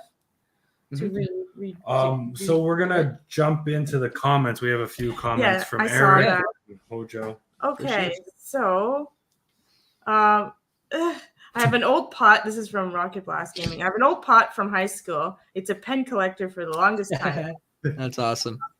That is awesome. Eric, we kind of touched on this earlier, but I'll just I'll let you take this on, Moody. Yeah. If you could put together a jam session with any musicians in the world, who would you like to perform with? To perform with. Okay, so I'll split this question into two questions to make it a little bit more interesting, I guess you could say, because there are two questions. I feel like a jam session is one thing and then a performance is different. So a jam session to me is kind of coming up with a song or hanging out and just hashing it out, throwing ideas out and just like fucking around with somebody. Who would I pick for that? This is a really random one because I don't listen to much Post Malone, but I think he's just such a Oh, cool dude. Like just interview wise, like he's a personality that I'd love to hang out with. Even Tyler the Creator. So I'll give those two answers. So Tyler the Creator or Post Malone for a jam session, just to hang out and like get to know them and see their process, see what they do, and just to like jam out. Yeah. And then with performance,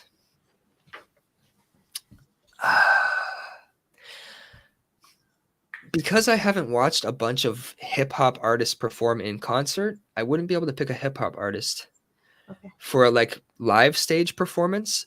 But for a freestyle, I would probably say J. Cole because his freestyle performances are immaculate. The way he gets into the pocket of his vibe and just what he does, and the way he's moving around and doing his gesture, like he's just in it, and he's so precise. I would love to feel that out and see how he does that and be with him doing that and try and, not emulate it in his exact way, but do it my way and learn from that. And then live performance, I think Shaky Graves, the guy I mentioned earlier in the kind of indie rock vein, he's incredible to watch perform. He has an Audio Tree live studio session on YouTube. There's like 5 different songs he does, and just his energy is insane. He's sweating it. He's got the drum he made out of like a suitcase on his own, and then he's got the guitar he's playing and he's drumming at the same time. He's going, he's just singing. Wow. It's incredible. And so to see him perform and perform with him would be cool as well. I just wouldn't know what I'd perform, and I'm not at that level where I feel like I would want to perform with anybody high end right now because I've never performed in front of anybody in my life.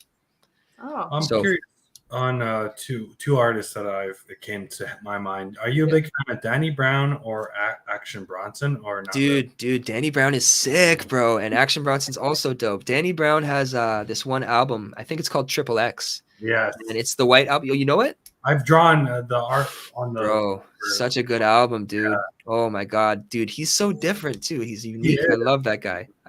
Genuinely. I love his videos too. They're very unique and special. Like, okay, I haven't seen many of his. I remember the first song I heard from him. What's that? Monopoly, the song Monopoly. Monopoly, yeah. Yeah, that video is insane. The way I've never seen it. I'll watch it. Yeah, the camera, like it's all different colors, and he does different shots. It's really amazing. I'll have to watch it for sure. He is. Yeah, that's sick. I definitely, because I love that fucking song. I really do. That whole album is insane to me. Oh, I know. His new album's okay. Like, yeah. It's not. I don't know. I think for me, hearing what he's done since that album, and I think there was one around that same time that he did. Those two were my favorites for sure. Like they're very different and unique, and he says a bunch of silly shit and like crazy funny, but also really dope metaphors, and he sounds just like sick, bro. Yeah. Love it. I kind of feel like he went a little mainstream though. I think he was trying to get more that way. I think he was trying to, and I don't think that fits him. You know what I mean? I don't think he was meant to be that. I think he was meant to be his own little thing, and it's okay. There's nothing wrong with it. I mean, I don't know what his goals are, but to me, his artistry is dope, and I like it. I like what he did, and maybe he didn't like the goal he hit with that, like he had some other plan. The milestone, yeah. Maybe he had a bigger milestone in mind, and so he was trying to reach for that, and that's okay. And I wouldn't say he's fallen off either. I think that maybe he could come back with something sick in the future. Who knows? Yeah, I can see that. What artist inspired you for your art? Or is there any? For my artwork? Your artwork, not your rap. Yeah. Okay. The artists that inspire you. So definitely, like I mentioned, Dragon Ball Z, but not the style. How do I word that? So it's not the style of the art itself, like execution wise, but the feeling of what they do with their characters. And then let's see. So when I first started trying to take my art serious on Instagram and posting paintings, there was this one guy. What was his name? Kef Pristine, KEFFPRISTINE. I don't know if he's still there or not. I don't follow him now. He got me to start painting and trying to sell my paintings on Instagram. Yeah. So that was really big. Like that was a huge turning point for me. I didn't even know there was artists on Instagram at all. I thought that it was majorly like just a stoner thing where people go on and they smoke their bong hits and they post their videos. And that was where I was at. And then I seen artwork and I was like, yo, this is crazy. Yeah. And then there was another artist called SP0, and his style was super incredible to me as well. Mm-hmm. But when it comes to actually picking a specified grouping of artists, or like I literally copied this for this straight out. There is no one. I also was really inspired by Codename Kids Next Door.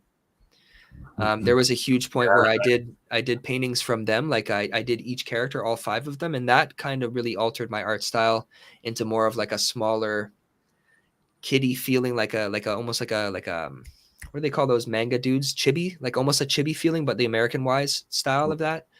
Okay. Yeah, it's like just a big combination of things that led me into the style that I have now. And then at one point I discovered my own thing with those combined, and now I kind of don't look at any artists as much as I look at my own art and just try to improve it. Right. That's fair enough. I just want to say, Hojo says, I always did what the teachers asked, then surpassed it. Learn the basics and you can do anything. I think I 100% agree. I absolutely agree with that. Had I known that, I would have, those teachers would have hated me. They would have hated me. And then Eric asks, what is the best piece of advice you have ever been given for either art or music? That's a great question. It's a really good question. For art, learn the basics right away. Yeah.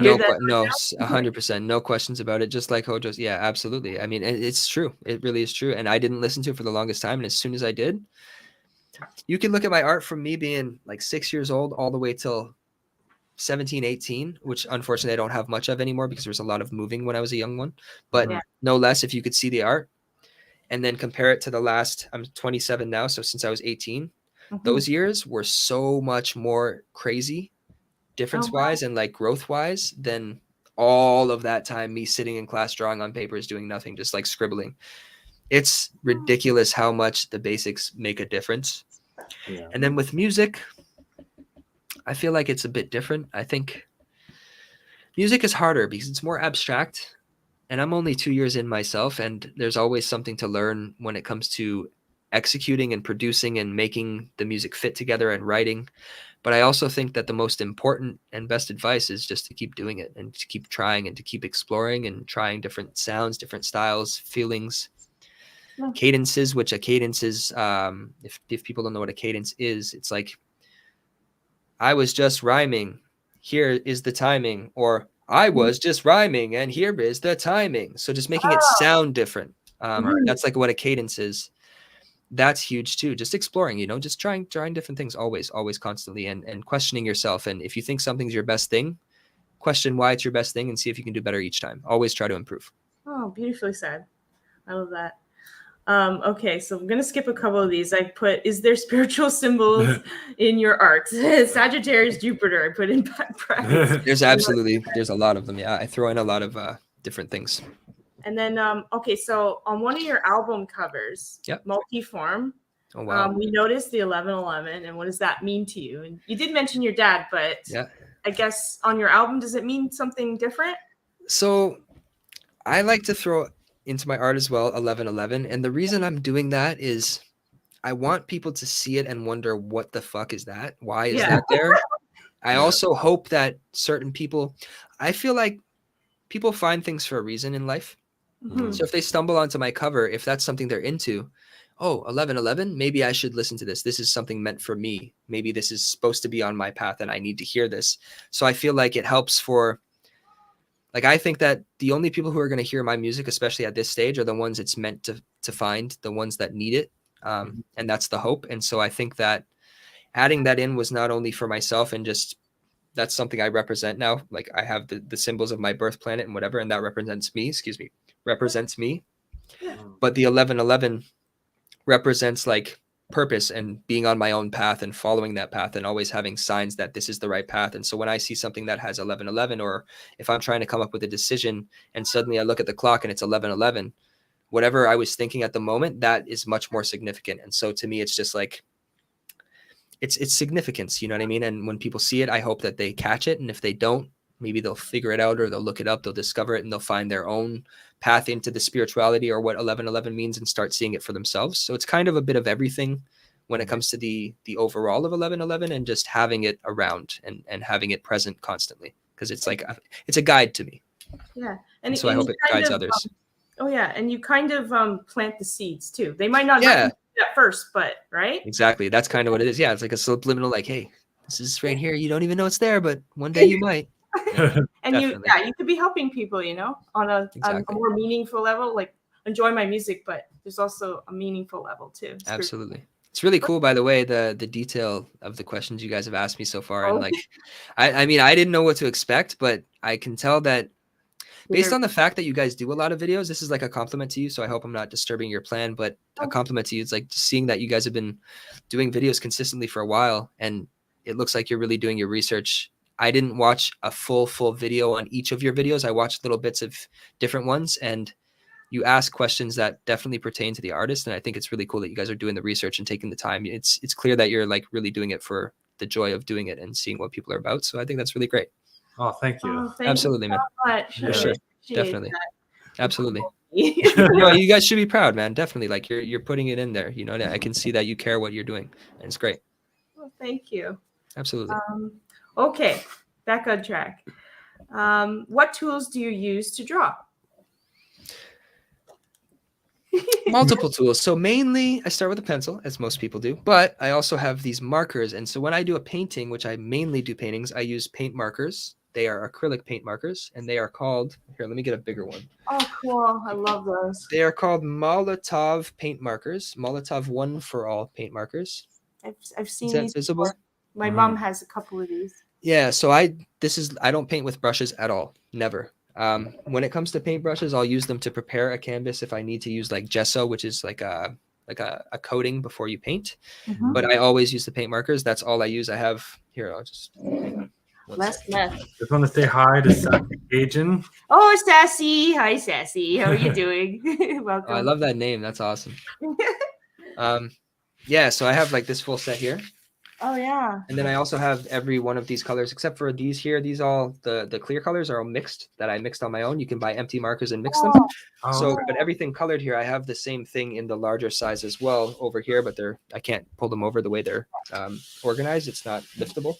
But yeah, so I use paint markers for my paintings. And then I also have a digital tablet just over here beside me where I will do digital art once in a while. I haven't done a lot of it. The time that I got the tablet, I was in between like a depressive state. My mom got it for me at the time. She wanted to try and help me feel better. Obviously buying you things is not going to help you feel better, but she was, you know, her mind was in the right place, and I accepted the gift. Like, yeah, I need this. I would love to have it, and I'll definitely work on some art. So maybe it'll help me feel better in an overall sense. So I got it, and I don't use it as much as I'd like to, but digital art and Photoshop with the logo that I sent you, I ended up working on that when you messaged me because I was like, yo, I need a logo. I know I want one, and I haven't made one yet, but I was planning to anyway. So I did it that night and then into the next day, and I used Illustrator for that. So Illustrator, Photoshop, drawing with pencil, sometimes with pen, fine liner, and then the paint markers as well. That's mainly my tools. I don't really use much else. Are the paint markers expensive? Just wondering. Yeah, they depends who you're asking and what their preference or I guess perspective is on expensive. So this size here, which is the 127, this is like the basic size. Okay. This is, I think it's like they're probably like $4.95, $5 each, $6 each for just one.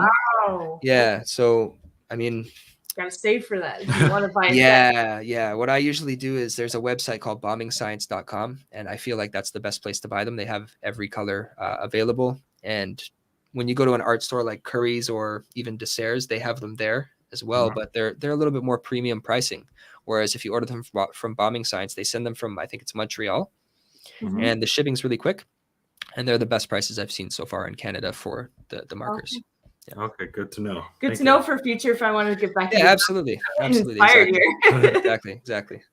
Okay. I think you touched on this. Do you design your own tattoos? And yeah, every one I've drawn actually, in some way or another. And then the only one that was adjusted from what I drew to make it better was the one dude at the professional tattoo shop. And that made sense to me that he did that. And it's my first tattoo. He's like, oh, you know, I just tweaked some things to make it more improved. Like, so for example, the earth, here we go. How am I doing this? There we go. It's the earth. So I didn't have like the actual countries, but he designed that as the actual proper countries. And I don't know how well that's visible, but you can he made it look like, like he made it he tried to make it look like the proper Yeah. earth, Oh, I guess awesome. you could say, whereas I just had like random spots of land. Yeah, just like that. Yeah, that's really Exactly. cool. Yeah. I have Attention to I have a detail. piece from another artist in LA that, Yeah. that he drew for me. I asked him, "Can you draw me a good piece? Mhm. This is what I'm looking for," and he drew it up and he sent it to me, and it's an amazing piece. Yeah. I was gonna say I want to see it. He's a great artist. Oh, you know what? I seen that one on your Facebook, the post. Yeah. Yeah. I was gonna ask you about that too. Yeah. What is the significance, if you don't mind me asking? I don't want to disturb your plan, but It just, I'm a person that I believe in little bits of religion, but not like, I'm not over the top believing in all this religion stuff. yeah. I believe in the little meanings the religion have, and I think some religions kind of try to Kind of control you and like brainwash Absolutely. you. brainwash Yeah, you yeah. and everything, and that's what Mhm. this tattoo kind of brings on. Like, I'm not Okay. brainwashed by religions. I believe yeah. in what I believe in, and you can't tell me otherwise. You know. Fair enough, man. Yeah, absolutely. That's cool. I like that. I agree with you also. I think that every religion, I haven't read everything about all of them, but Mhm. what I have read about the ones I have read is they all have some truth. And I think they also have some falsities where they're just trying to keep people in that space. Right. Absolutely. Okay. If you could collab with any creative artist or art artist, who would it be? Art, though. Art.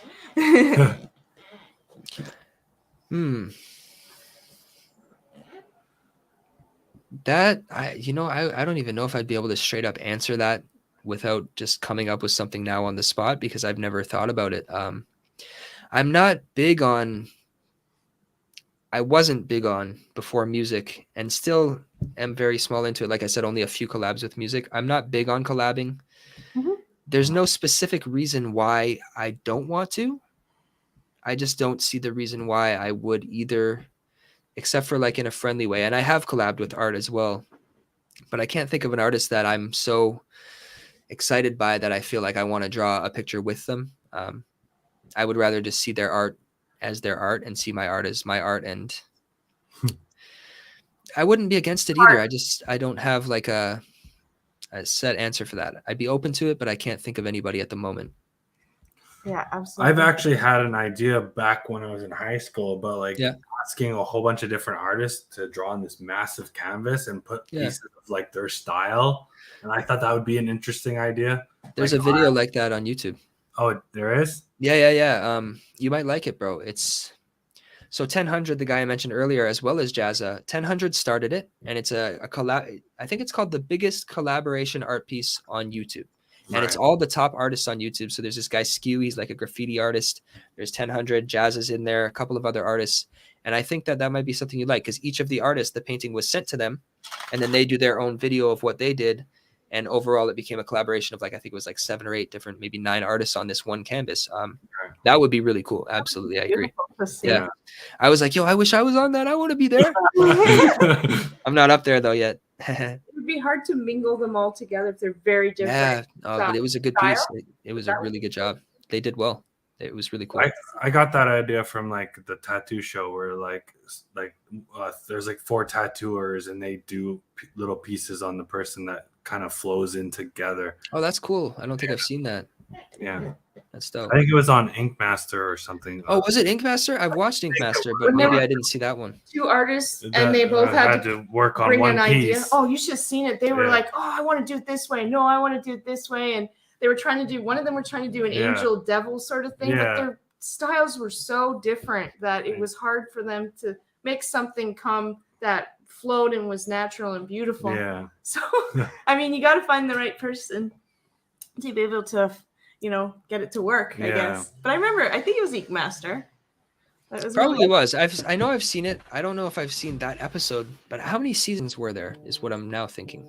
Oh, I'm not sure. I don't know either. There was a bunch. There was a bunch. People liked it. It was popular. Yeah. I liked it too. It was great. It was very interesting.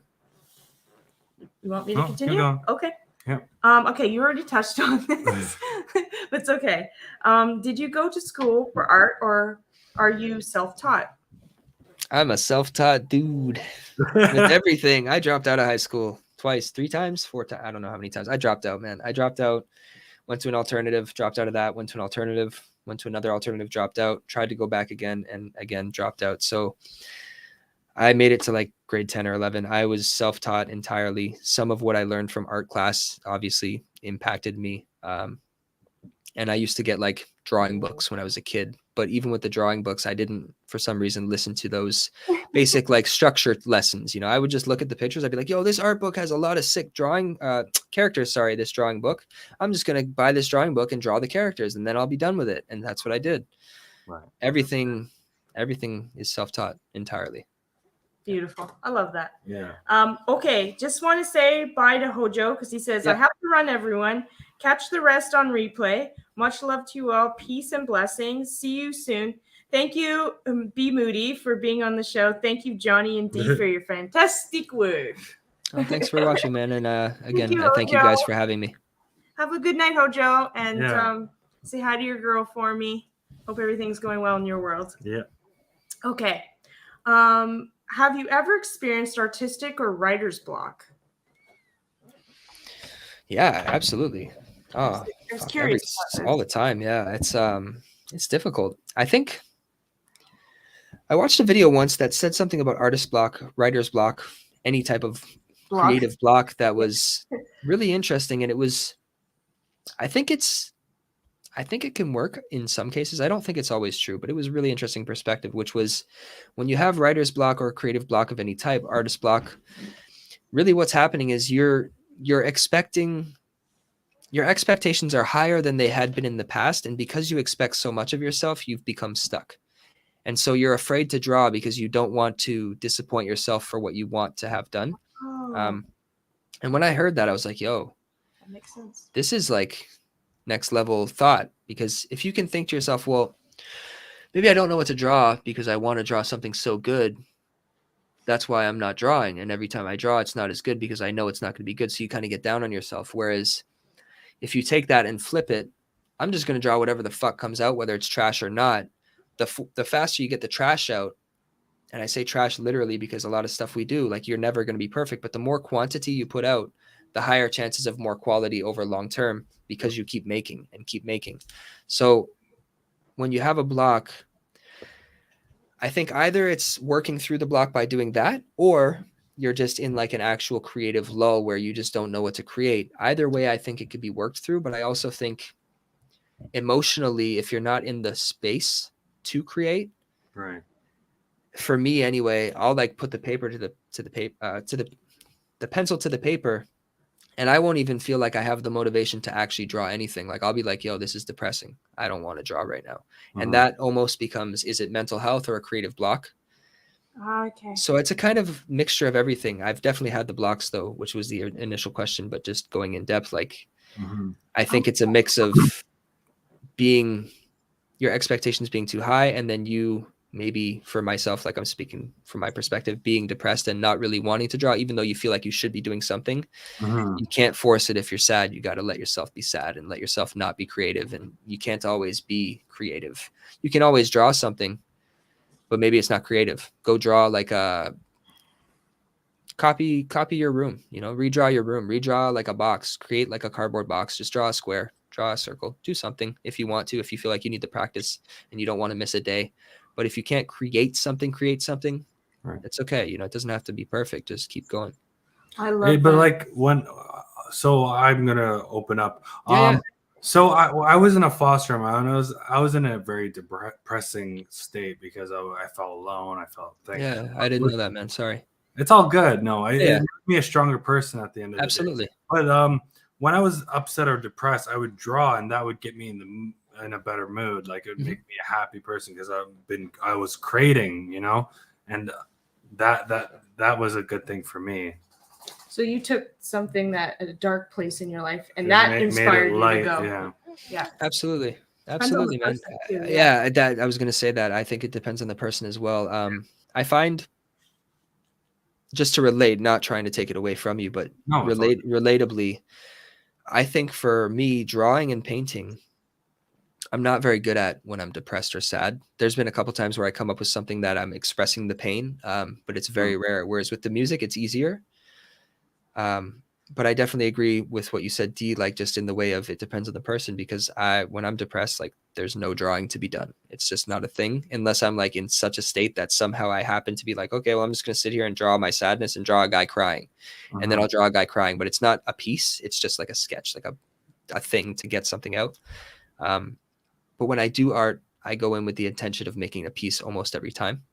So yeah, it doesn't always work for me, but it absolutely can. And I can totally see how that helps. Like music wise, when I'm depressed, it helps a lot. It's huge. Right. It's huge. Oh, I really love that. Okay, I'm just gonna say hi to Mad Hatter Pops and Gaming with Cove. Gaming with Cove. What's Welcome. up? Welcome, guys.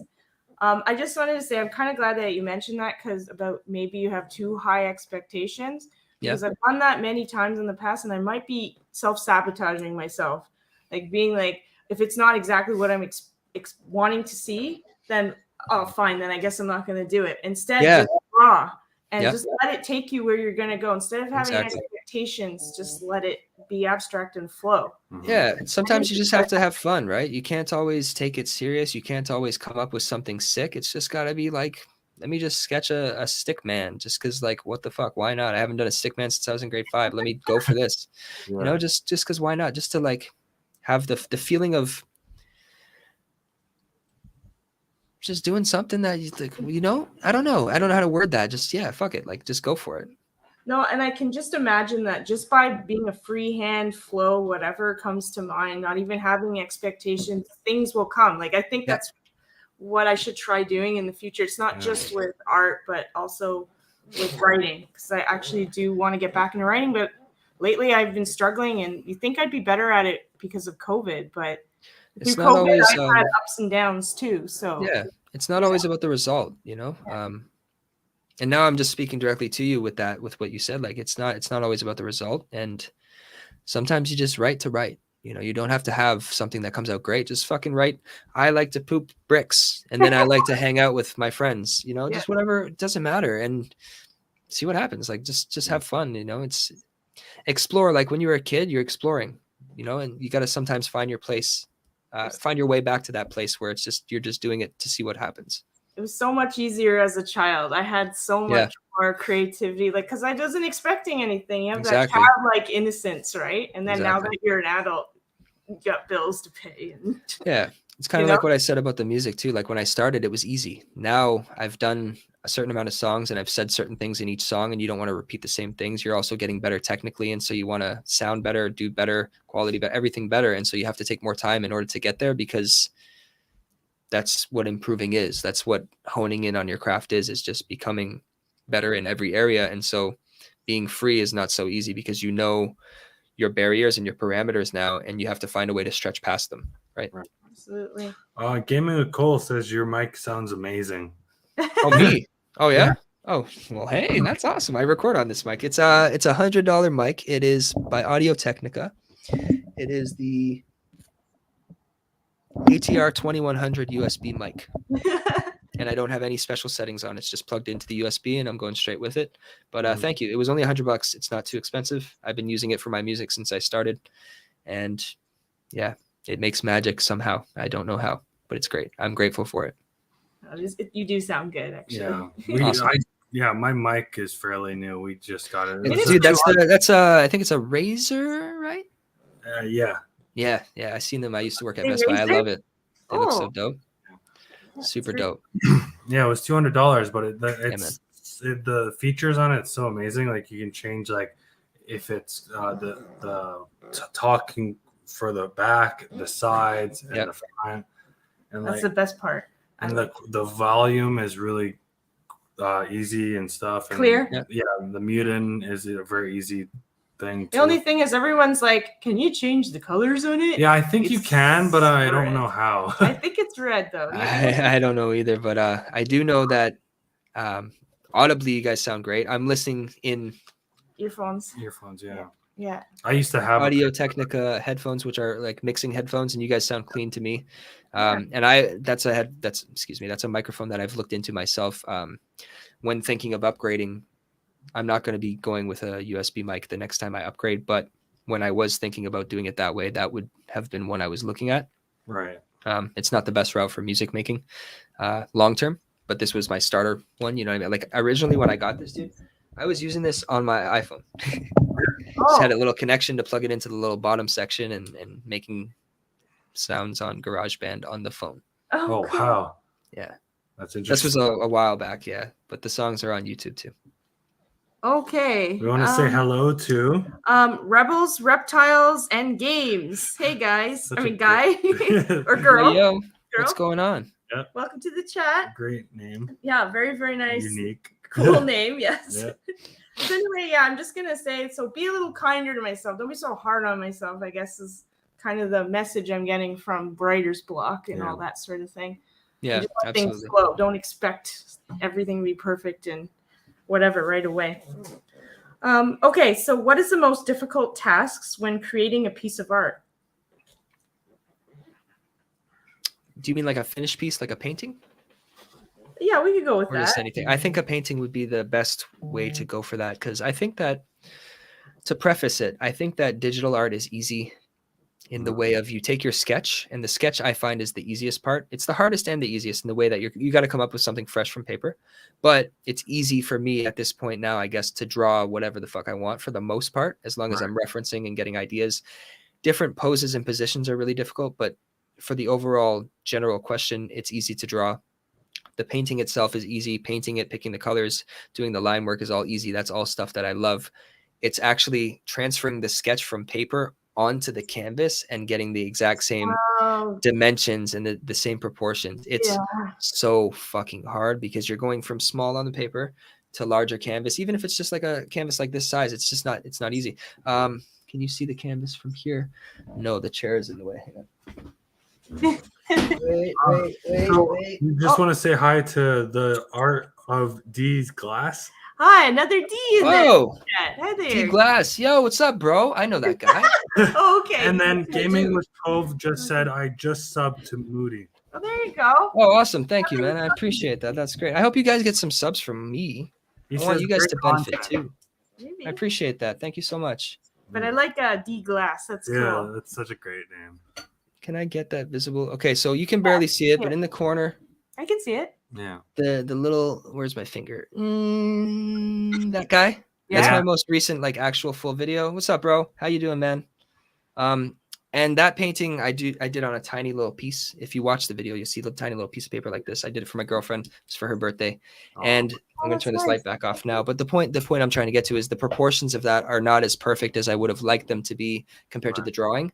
I always find that the drawing is almost, I wouldn't say perfect is the word, but like for what I thought I was trying to make, it's great. It's beautiful. It's perfect. You want to like draw exactly what you drew on paper onto the canvas, but transferring it it's a process, and it's an easy process, but it's difficult in the way of the mentality going in. You're like, okay, I got to make sure I get this exactly how I want it. It's so hard to do. It is impossible to recreate the exact same piece exactly as you made it.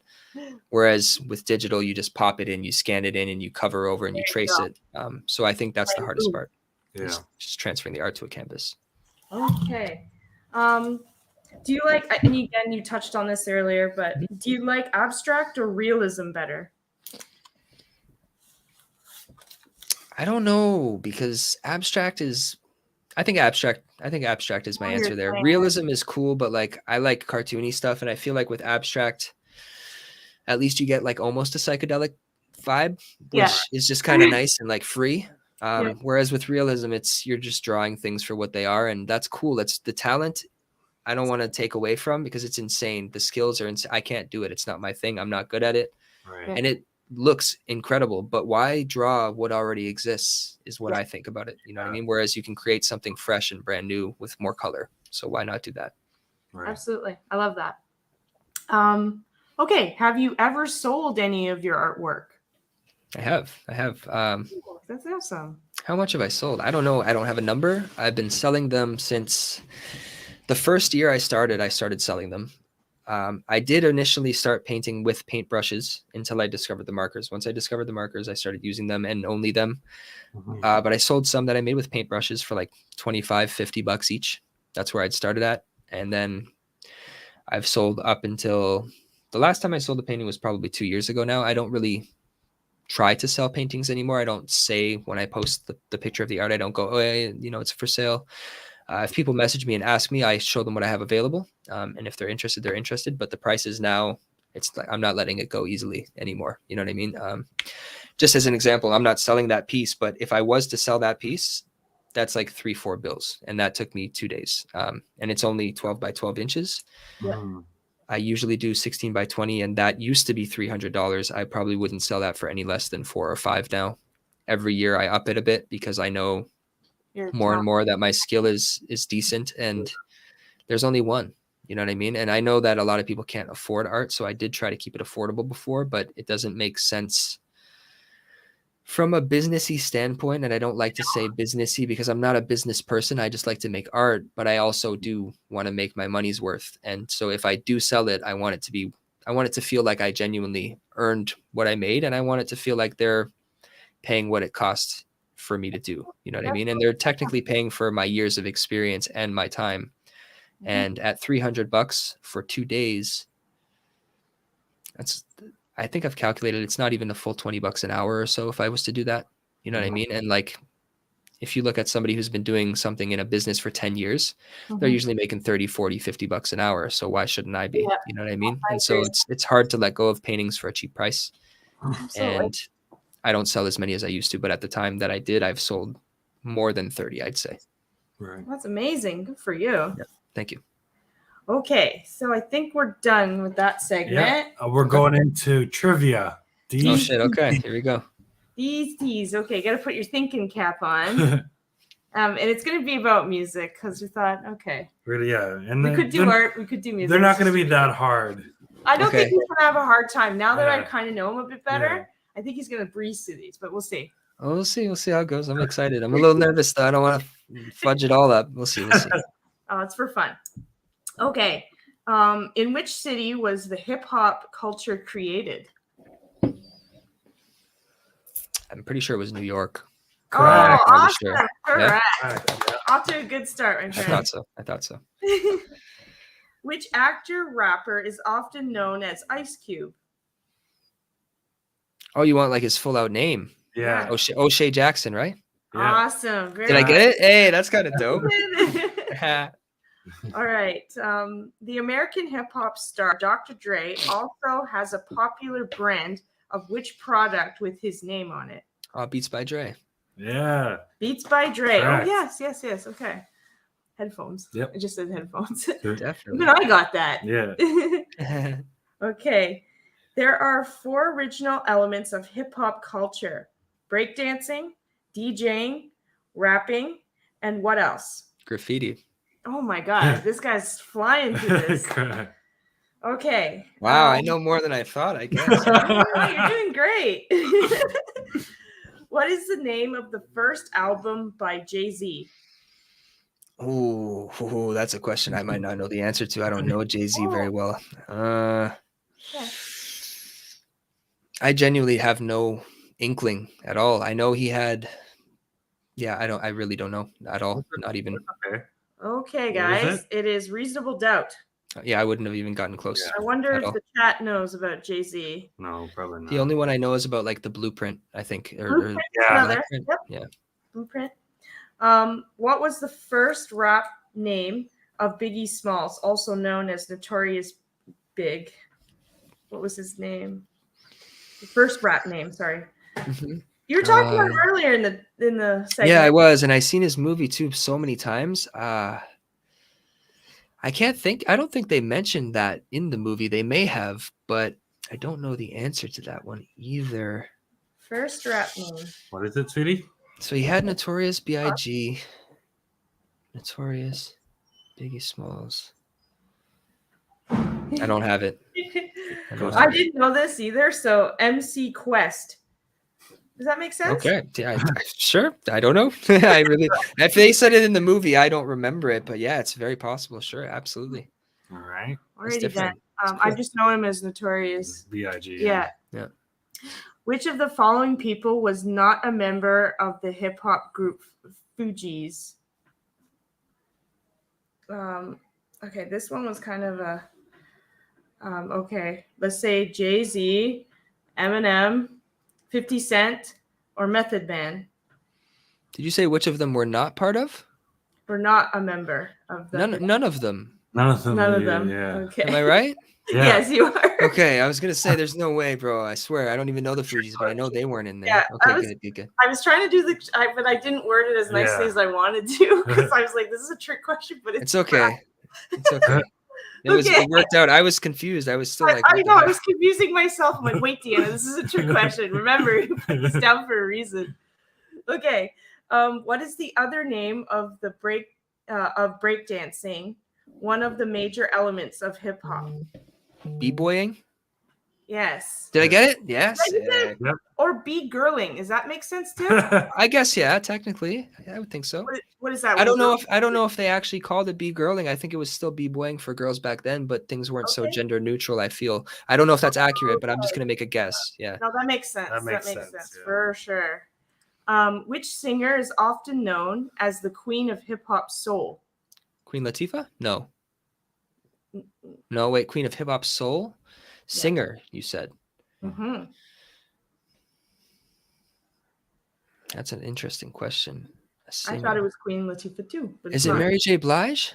Absolutely. Wow. Oh my god, good job. Was that a guess? Yeah, kind of. Yeah, I just, I was thinking to myself, well, she was just in the what do they call it? The Super Bowl halftime show, Yeah. and it was a big lineup of artists, and I thought, well, maybe it's her, so I'll guess that. So that was Yeah, they also had Alicia Keys as that too, and I was like, I thought she'd be more. That might have been good too. Yeah.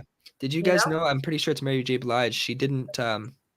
When she first started, she wasn't able to count on beat for music, and she had to be taught by, I think it was P. Diddy, in order to, like, she was a beautiful singer, but she could not sing on beat at all, and so she was taught. I believe that was the person who it is, but there's some artists. I think it's her. Yeah, she had no idea how.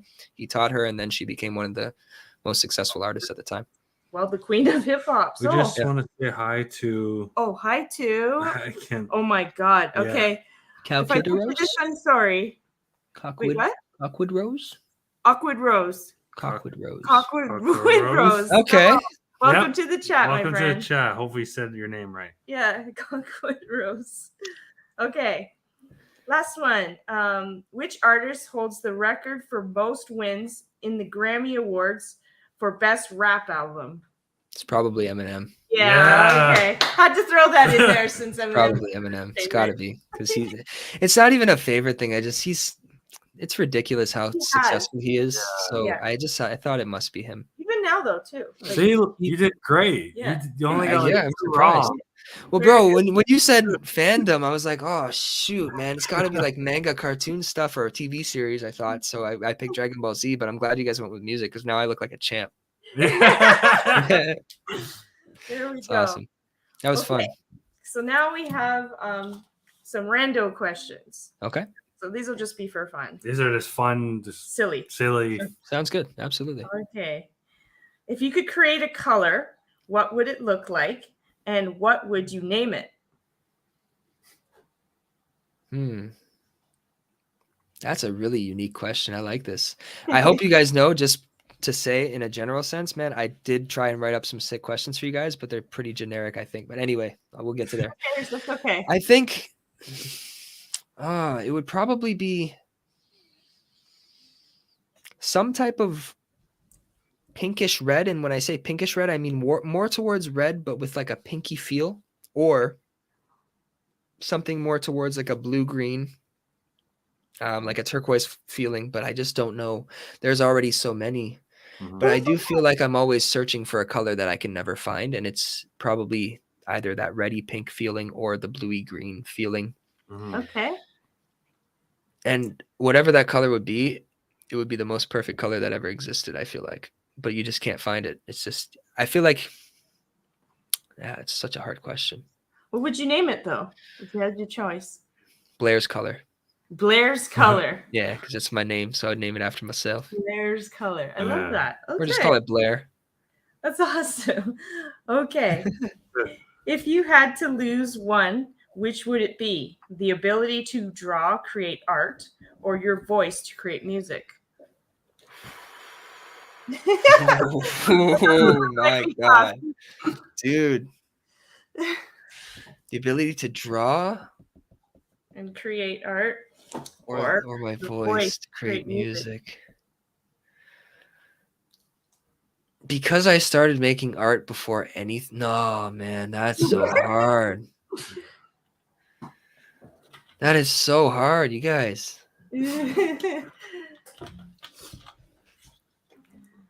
Pitting his two passions Okay, against each okay. other. I have to.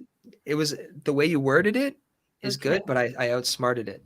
Okay. If I lost my whole voice, my whole Yeah. life would be totally wrong, because losing your voice entirely, that's huge. Whereas if you lose the ability to draw, like you could still live your life and be okay. So I'm gonna have to go with losing the art, because ultimately I would want to still be able to communicate with people, and sign language is not something I'd want to have to go through. Oh, really? Not to say there's anything wrong with it, but I just feel like that would Yeah. be such a challenge, and I'd feel very left out, and I wouldn't want to go through that. I hope that didn't come off badly. No, No. it didn't. But like No, in the most gratitudious, that's not a word, but way possible. Like your voice is so instrumental to life. It's important. I wouldn't want to lose that. So I would much rather lose the ability of drawing than Okay. my voice. Yeah. no, I got you. Yeah. No, that's the best way of strategically. Yeah. Yeah, But to try and like smartly accurate. answer it. If I had to actually like get rid of one of the two, I would still probably I would want to keep my art, because that's what I started with as a kid. Okay. Right. No, the reason I was like, oh, you wouldn't want to learn sign language is because that's another thing I'm possibly going to want to maybe learn in the future, because I'm Yeah. trying to go back into social work. Absolutely. And there's some people that, they need sign language to. Yeah. I communicate, wouldn't But just to clear that up, like I would be okay learning it and Yeah. having my voice, but to have Yeah. to have no voice and to do that, I'd feel very left out, and I don't know how I'd feel mental health wise about that challenge. Like, and what I mean by that is I commend anybody who goes through that, because it's a huge, I imagine based on Yeah. my perspective, it would be a huge struggle. And so I don't know if I could manage well with that problem. You see what I mean? You went through this as a child. He was deaf Till I was 5. till he was Oh, 5. really, man? Wow. Set him back. Why was that? What happened? The film, when you're a baby, there's a film on your ear, and it didn't break down and dissolve. Okay. So, yeah. So for 5 years, my mom thought I was deaf until she I didn't went know. to a doctor, Mhm. and they checked my ears, and like the film didn't dissolve. So Yeah. we're gonna give you these special drops, and they dissolved, and then I could hear. Wow, that's incredible, man. That's incredible. Yeah. So you have firsthand experience with communication being. Yeah. That's like one of my biggest fears is going deaf. Dude, yeah, absolutely, man. You know that song "One" by Metallica? Yeah. Mhm. That story, it's I don't know, man. Mhm. The guy in the hospital with the limbs lacking because of the army and the war, and he can't hear or speak, and he's just there. He's alive, but he's like, Yeah. it's like you're not alive, but you're alive, so you're conscious of no life. Oh man, That would be horrible. terrifying. That's what makes it a beautiful song, right? Yeah. It's crazy. Absolutely. Mm. Okay, so he mastered that question too. Okay, you're on a roll. I try. What's your favorite 90s jam? Any genre. Any Right? genre, Yep. 90s jam, any genre, favorite all time. God damn. It's been a while, but you were born in the 90s, right? Yes, I was. Okay, you said 27. Okay. Yeah. So you're just a little older than he was. So 95 were you born? 94. Birthday's late. 94. Yeah. Okay. Birthday's late. so- So almost it was almost 95. It was 15 days away, 16 days. I'm December 15th, so almost 95. Mhm. Okay. That's difficult. There's so many songs that are awesome. I'm gonna go with, and it feels kind of like, what's the word here? It feels generic and it feels funny because I'm white and rap music and Eminem, but I gotta pick "The Way I Am" by Eminem. Yeah. Because of the fact that every day on Much Music, it was on in the morning before I went to daycare, and I just love that song. Do do do do do do do. Like I know everything off that song for the most part, Right. and it was just such a good song. The video was dope. He was jumping off that building. He lands on the ground eventually, and it's just a trampoline. Yeah. It was that hit my mind every morning for so long, and I remember it. That's the first thing that came to mind now, so it must be the one to go with, you know. Mhm. So that would be the one, "The Way I Am" by Eminem, I guess. Yeah. No, that's cool. In any other case, I might have picked a rock song. I just didn't think of one. Yeah. Already, it's hard because I mean it's a full 90s, right? Yeah, it's everything, right? You have so many options. Yeah. Okay. Would you rather be remembered by your music or your art? My music. Your music, definitely. Yeah. Did you want a reason behind that, or just the If you have one. question? I feel like the reason I got into music, other than journaling and stuff like that, when I started to think about, well, should I try and do this as a long-term goal? I think that music it's almost like magic in the way that impacts people in such a different way. Art is art, and it's beautiful. You can look at art and be like, yo, that's super sick. I'd love to hang that on my wall. But nothing hits people like a song that makes them feel and makes them want to go back and listen again and again and again. You could look at a piece of art, and over time, it's like, yo, this is sick. But you start to forget the nuances of that art. It's almost like music too, but it's different because music hits you inside in a different way. And you can't, I mean, if you hear a song from when you were 6 that you knew and you sang, it brings you back there, you know? And so because I know one day we die, if I do hit enough people's ears one day and impact them enough, I know that they might want to pass that down to their kid, and their kid might want to pass that down, and so on. And it's just long term, I think that music is just the most impactful form of art that there ever has been or ever will be, other than movies, maybe, because that involves visual and audible. So I think music for sure. Okay, beautifully said. If you weren't a musician or an artist, what would you be?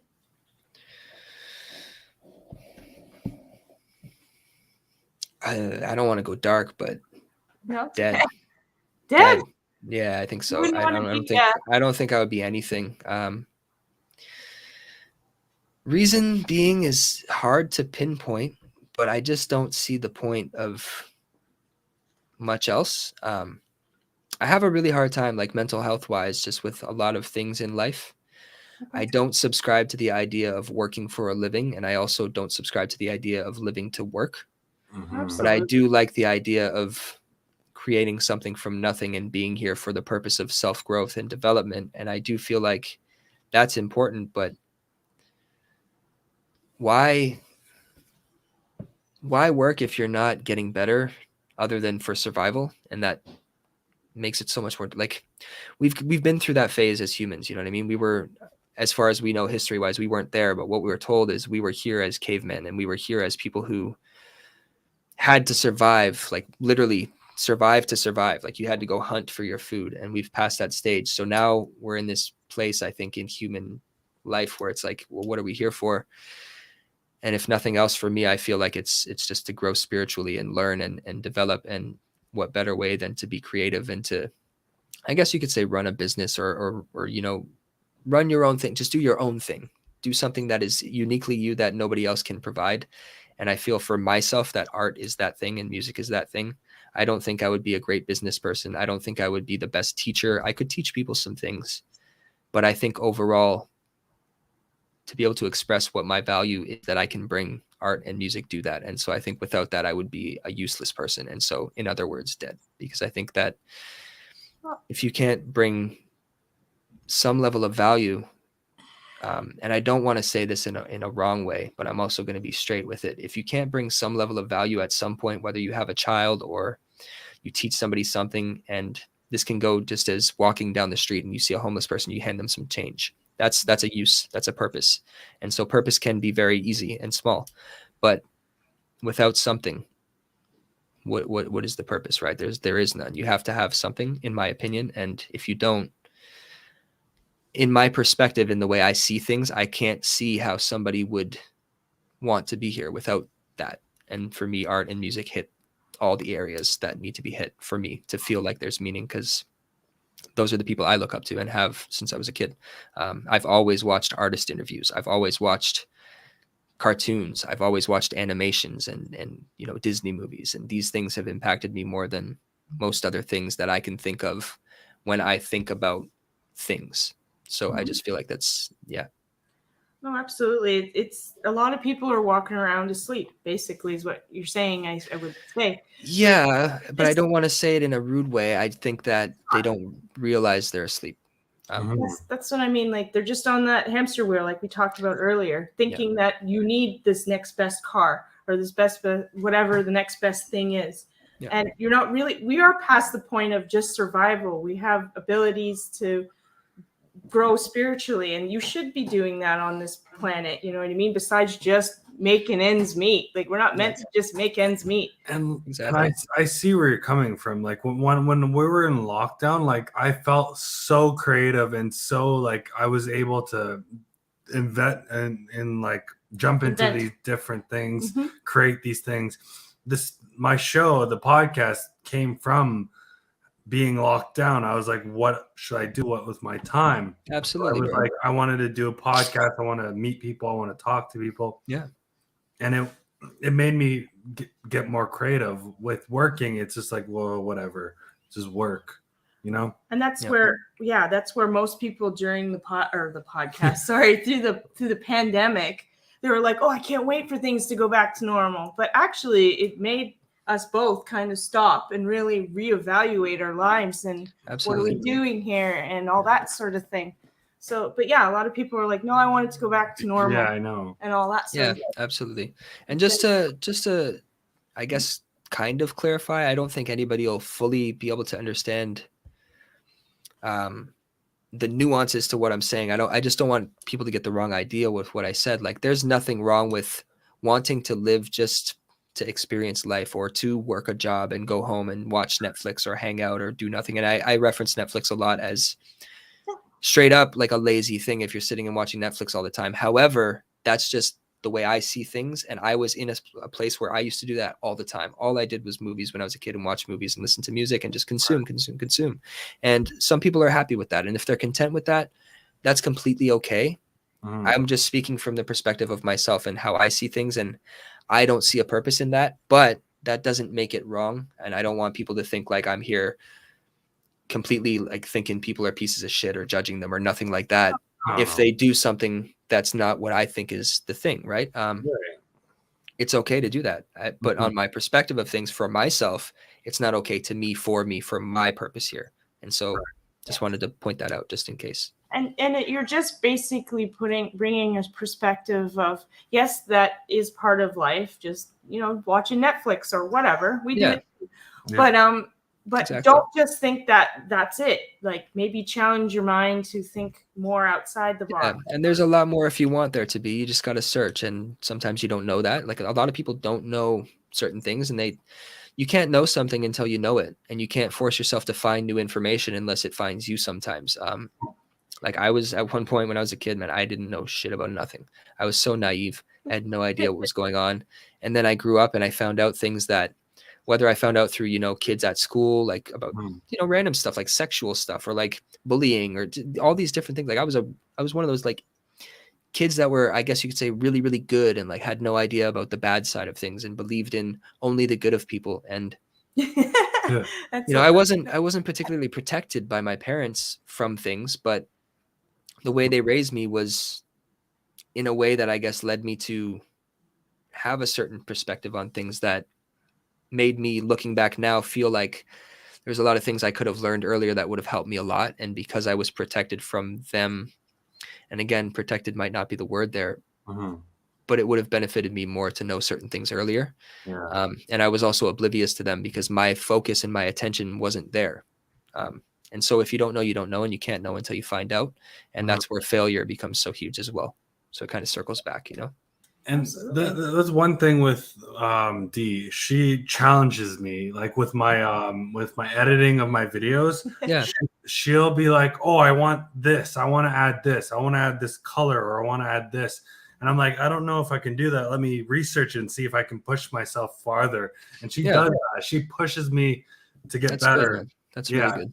That's what you want, Oh, I mean, maybe not, but I mean, I think that's essential. If you want to be with somebody who helps you grow and teaches you things. And if you don't, you don't, that's cool too. But I think that the people who do want to grow and want to be with somebody who wants to grow as well benefit more long-term, even if they don't realize it. You know what I mean? It's important to have somebody who pushes you. If you have somebody who's just enabling you to stay the same all the time, you're both going to stay the same and neither of you will grow. It's important who you keep around you and what kind of circle you have, because you're affected by everybody nearby. Right. I think that don't think you might stay the same, but to some degree, we're always changing and growing, even if it's even small. Yeah, Like, even if we don't your want width to. Yeah. isn't really doing it. Mhm. You are going somehow. Things never stay the same in Yeah. my opinion. Absolutely. But There's no fighting it. but yeah, I would like someone who challenges me to do better. Right. Because this is going to be a long journey, and you want someone who's on it with you for the ride, right? Right. Yeah, absolutely. 100%. I agree with you. I think that in a spiritual sense, we all have our own path and like our own different growth levels and speeds and purposes here. And like, Mm. if there, let's just say there was multiple lives and we have first, second, third lives, etc. Some people are here on their first ones and we're not, if that's the case, right? And no, none of us really know who is doing that or who is not. And Yeah. somebody's first life might be better than somebody's ninth life, depending on what lessons they were supposed to come here to learn. And again, speaking from the perspective of having multiple lives and being spirits who come here from some place with a purpose to learn a certain thing or to grow a certain way. Mm-hmm. I don't know, but I mean, if that was the case, I would see in my mind how that makes sense and how, you know, you can't judge one person for the way they live compared to another because we're all here on our own path and there is no straight thing that we're supposed to do. I mean, we're taught that by movies and media and shit. And then you grow up and you learn like that's not how the world works. And unfortunately, we have to be brokenhearted for a while when we realize that. And some people don't wake up out of that. Right. And those are the people who seem to grow slowly. But I mean, that's just our perspectives or certain people's perspectives. And so we can't really judge it because they're content how they are. And that's okay too. Ignorance is bliss, as it's true. You know what I mean? Absolutely. Okay.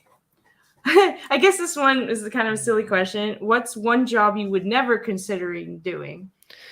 Well, I just quit construction. Okay. And I'll tell you right now, never again, unless I'm like dire straits, like really struggling, never again will I do construction.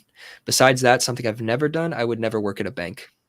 Okay. I would never work at a bank. I wouldn't want to deal with people's money and I wouldn't want to be wearing a suit to a job that is not a big deal. Like, you're just exchanging money. Why do I got to wear a suit, bro? Be all uncomfortable and shit. It's true. Got to stand up instead of sitting down. Get out of here, bro. I'm just trying to hang. You know? What about you guys? I'm curious, if I may. One job, probably I would say bank as well, or something where, no, collecting money from people. Those guys where you harass people if they haven't paid. Like a collections agency. I don't have the heart to harass people like that. That would. What about you, bro? That's crazy. Probably being like in a kitchen or stuff. I thought I liked it, but like it's too stressful and like, yeah, it's just it's too much. Unless if you're not the owner or the main chef, it's stressful and annoying. Yeah, absolutely, man. I don't mind cooking because it has to be done. But it's not something I would do if I didn't have to. If I had the money to pay somebody to cook for me every day, I would, because then I would maintain my eating better. Yeah. And then I would have more variety. I'm pretty picky, so there's not much for me to learn to cook. I know basically everything, but if I could have a chef, I would probably be willing to pay for that. Yeah, gives me more time to do my own thing. I gotcha. What is one thing that is unique and interesting about you that nobody knows?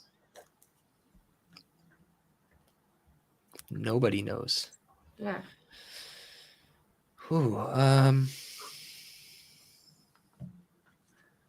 like something like I could put my foot over my head or something like that. I don't know. Yeah. That nobody knows. I'm trying to really pull for something. I tell people everything for the most part. Oh, you're an open book. I'm a very open book. Yeah, man. Damn, dude. I'll get something. Give me a sec here. Yeah. Okay. Thank you to the chat for joining us so far through, guys. That nobody knows. I don't think there's anything nobody knows that I can think of off the hop. You don't have one secret that it doesn't probably not. No. And I mean, If I did have one secret that nobody knows, I probably wouldn't reveal it here, but I definitely do. Genuinely, I genuinely don't think I he do. looks. I mean, genuinely, like for real, I don't. Right. Yeah, you've been Fuck. pretty open. You've been an That's open book difficult. this whole way through. Yeah, it's all When I good. was like a kid, I'd pick my nose and eat it. Okay, there you go. I don't know. I don't think I've ever really told anybody that, but I don't know how old I was. I was like young as shit. But I mean, that's not something you mention really often. So there you go. I thought of something, I guess. Fair enough. No, that's I mean, fine. we all do weird shit as kids. That's probably something that I've never really mentioned to anybody. Okay. So That's hilarious. I saw in your logo thing is light blue, right? Describe light blue to someone who is blind. Okay, I will describe it, but my logo actually was white and black. I sent him multiple colors, though I did have a few colorways, but the original one is black and white. Regardless, though, light blue to describe to somebody that can't see, you said? Yeah, they're blind. So if they're like, what does light blue look like? Light blue looks like a hug from your mom. Aw. I feel like, Really? right? Like it's Yeah. like you're floating, kind of, right? So a hug from somebody you love, I guess you could say. It doesn't even have to be your mom, but that feeling of relief after you cry and you feel better now and you're kind of just like vibing out. I feel like that's what light blue would feel like. I would say it's like a light breeze, like on a these days, or a that breeze. night Yeah, breeze. absolutely. A breeze is perfect. Yeah, exactly. Like floating, like just something just chill. Love that. Okay. What is a food you really dislike? You said you're a picky eater, so this should be easy. I hate food.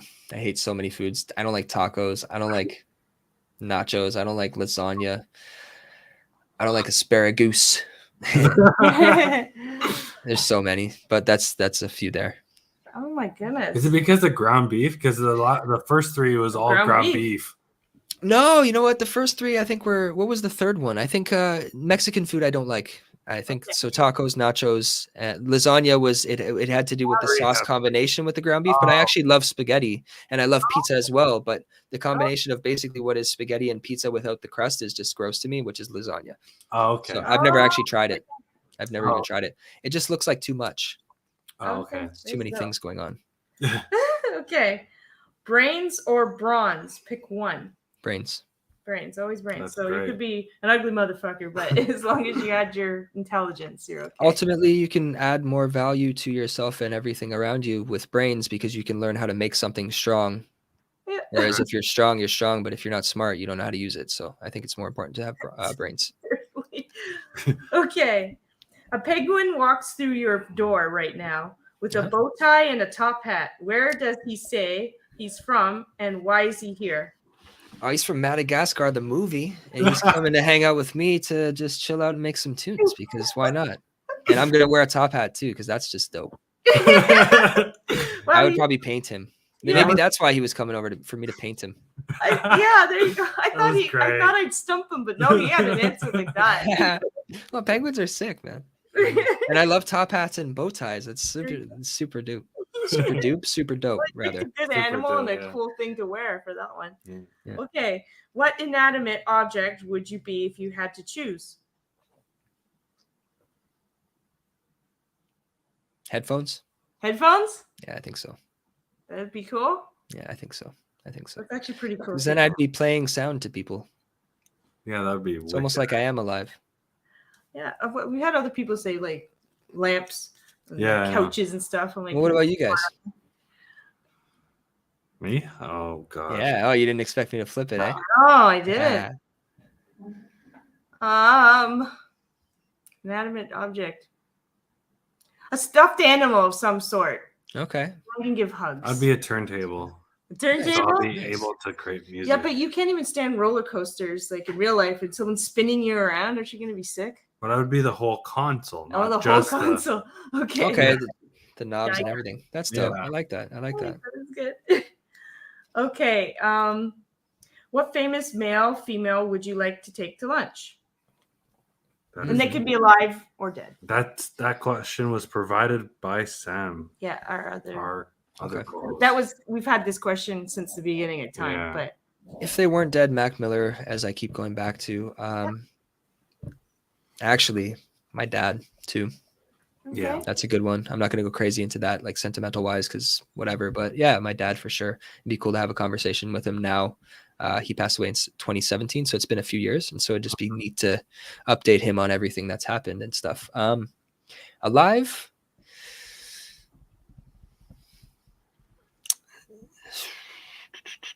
probably, and this is weird to think of, but somebody like, and I'm not going to pick a specific, somebody like J. Cole, Kanye West, or Jay-Z, even Mhm. Lil Wayne potentially, or Eminem and Dr. Dre. And the reason I picked those specific people is because they're at the top level of their musical game, but also the business side of things, where they understand how the industry of things work and how to produce things that people will genuinely want to hear every time without fail almost. Right. They have a lot of experience and knowledge that they could share in many areas. Plus, I'm assuming life as well. They're just overall, it seems like they're really smart people. Kanye West is an unusual one, but I like his out of the box perspective on things, and I like that people don't like him. Okay.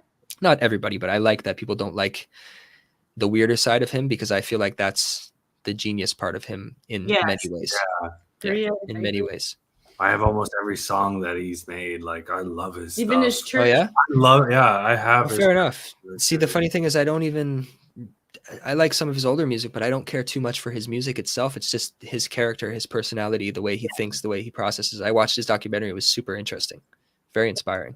Yeah. He is intelligent if you can get past the little bit of the odd Yeah. craziness. Sometimes he can be manic at times. That he does have some mental health issues going on there, 100%. but he is intelligent. So. Yeah, absolutely. Absolutely. Okay, what would your autobiography be called of who you are?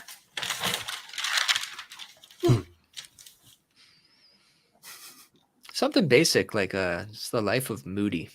The Life of Moody. I like that. Yeah, and Sounds like a Disney movie. yeah, like the name is yeah, you know, like the name is fitting. Like I have a personality disorder. I didn't expect to have a last name called Moody and then be a moody person. Oh, So this worked yeah. out. Oh my And God. ironically, my first name is Blair, but it's not spelled like Blair. It's spelled Blare, which if you open the dictionary, that stands for loud.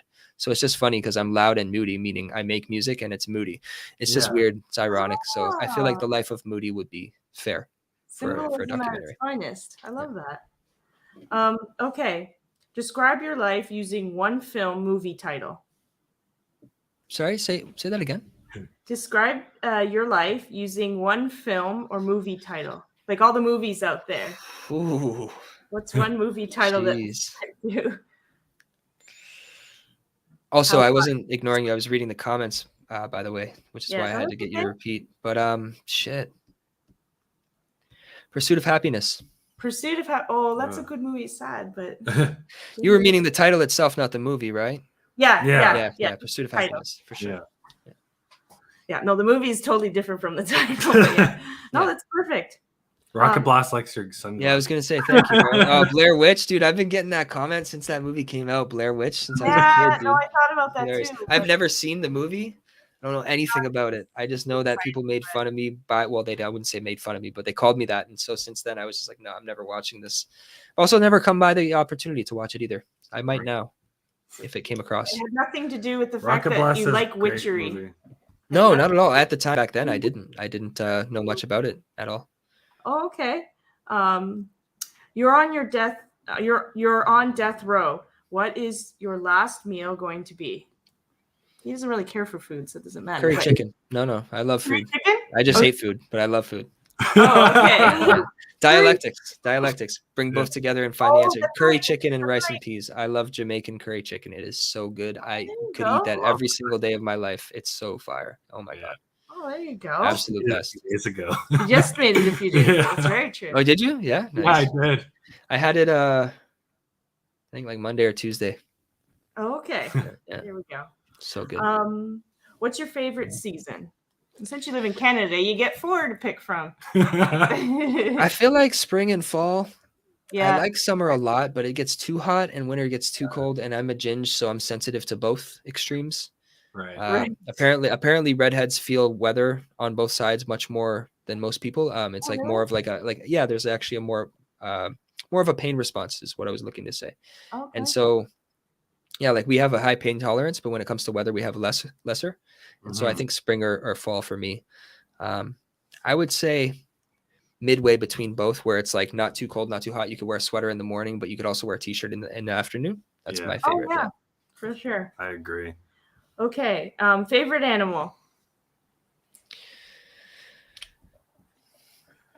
I've always had a hard time with this question. I don't have a favorite animal.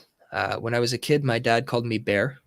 So Okay. bear is one that I do pick often. I also like owls a lot. That's my native birth animal. I'm not native, but if I was, that would be the birth animal. So owl, and it's also a Sagittarius animal, I believe. Oh, is it? I I think did so, not know yeah. that. But I think That is it's again, I think it references the native culture in that case as well. Okay. that So is that would so be. Funny. Go ahead. that is so funny because when I was promoting you, I had that rap owl, and that's so funny how you Oh, you say that. did. I didn't do that on purpose or anything. The rap owl. There's a at the bottom of my Instagram. my story. You'll Yeah. see I put Oh, each I think I did notice. Yeah, the little little rat stickers, right? Yeah, yeah, owl yeah, yeah, on yeah. it. The rap Absolutely. That owl. is. Yeah. You know what? That is That's pretty so There's ironic. funny. I didn't even symbolism in life catch it. everywhere, right? I think I did. Now that you mention it, I think I did notice that too, and I didn't even connect it just now. But yeah, bro. Yeah, absolutely. Ah. Yeah. And owls are. They're supposed to be like really spiritually. Yeah.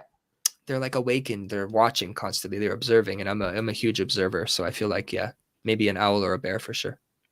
I get that. Those are great choices. If you had a superpower, what would it be? Hi, Rosie. When you say superpower, do you mean ones that exist already? You can have whatever you want. Like flying, No, but he can have. visibility. I want to see if he whatever comes you up with want. something. Yeah. Yeah, learning whatever I want at any point very quickly. Oh wow, that's Learning Just great. whatever- access to all of the knowledge, access to everything. I'm sure you'd want to know everything. That would be really. Well, the thing is, you wouldn't automatically know it unless you chose to think about it and then decided to go through with learning it. So, like, if I wanted to know how people are murdered, I wouldn't go to that thought. You know what I mean? I would stay Okay, away yeah. from that. But the access to it, if you wanted it, would be huge. Like, I Like would the love to know how to rob a bank. Would I do it? No. But knowing how it's done, sure. I mean, you hear stories, but like to be able to literally just think, okay, I could do this, connect this. That, okay, that's it. I got it. I can do this. I can go get it done flawlessly. That'd be amazing. I wouldn't do it, but to be able to do that with any concept or idea would be incredible. And then you'd also be able to know what happened before we even existed and what's going to happen later, because that's part of the knowledge bank of the Earth's story, I guess, in my view of things. I think it'd be frightening for some things. Like, of course, I would try and be open-minded, but knowing all the knowledge of the universe would be something you have to be intense about. Yeah, absolutely. It would be a huge responsibility too, I think. Right. Yeah, absolutely. That's what I mean. Like with great power comes great. Yeah, Spider-Man. Yeah, absolutely. There we go. What's up? Okay, so we're starting to wind down now. Yeah. Your biggest fear. Here you go, sweetie. Thank you. You know, I used to have so many, and now You faced them all. Just kidding. I wouldn't say I faced them all, but my mind has wrapped around enough of them to feel like there's so many less. I'm afraid of death, but not because of death itself. I'm afraid I won't succeed at what I'm here to do more than anything. Like, I think that we're sent here with a purpose. I think we all have a purpose and we're here for a reason. And I think that we have a set of goals that we want to come and do that we pre-decided before we arrive. And I think that the test of actual life is, do we succeed in them or not? And so if we do have, like I referenced before, second or third lives, our lives then are coming back to try and rekindle that and figure it out the next time again around. So my fear is that I am supposed to be this insanely amazing artist or musician that really does become hugely successful to get my stuff out to the world for the purpose of helping them. And I don't. That's my biggest fear. And then my biggest secondary fear to that would be getting that far and realizing that that wasn't it. Right. Oh, yeah. Okay. That'd be terrifying, because then look at all this work you just put in. You wasted all this time. You missed out on, family time, friend time, growing relationships, all these different things that you could be doing while you're busy working in your room alone. you miss out on. It's a lot of sacrifice that you're making just to get better at this one thing that might not ever pan out, and that's scary. And then if it does pan out and you don't like what it is, or it turns out to be something you didn't expect, that's really terrifying, because then what's your purpose? You just wasted all this time. I agree. Yeah. You're that one. Do you have any up and coming projects you want to promote? Kind of, not really. I'm working on those 19 songs. Don't have a title. Don't have the songs that are like, so because there's 19, there's a lot. There's no way I'm doing an album for that, but I will take many of them and make it into an album. There's 3 that are collabs with producers, which I mentioned earlier, which will not be on the album. That's an easy answer when it comes to those not going onto it. But then with the other 16, I'll have to decide which ones will be in an album and which will not. And in that case, I'll promote them probably before the album on their own separately leading up to the album. So there will be an album soon, but I don't have a timeline exactly for that. I'm in the process right now of adding effects, ad libs, which is like a random rap reference when somebody's like, straight up, like in the background of a song, like that kind of like, that's what an ad lib is. Those really random little skirt type things. I don't do those ones, but that stuff. So yeah, that's on the way. And when that is done, when the songs are done, I have big plans for how to release them. Not the album itself, but the songs and the music video ideas I have. When I say ideas, they are still in the idea form. I have to finish the songs first and then try and create what's next for it. Right. Which will involve a lot of drawing, a lot of artwork digitally, and a lot of editing for the music videos. I don't want to reveal what those are because I don't like to put too much into the universe and then not have it come back. I like to hold it and process it. But I think that this release could be, absolutely it will be my biggest release yet, the way I roll things out. But I think this could be like a really nice project this time around compared to my last many. And I'm really excited about it. So hopefully it'll be great. Hopefully That's wonderful. Yeah.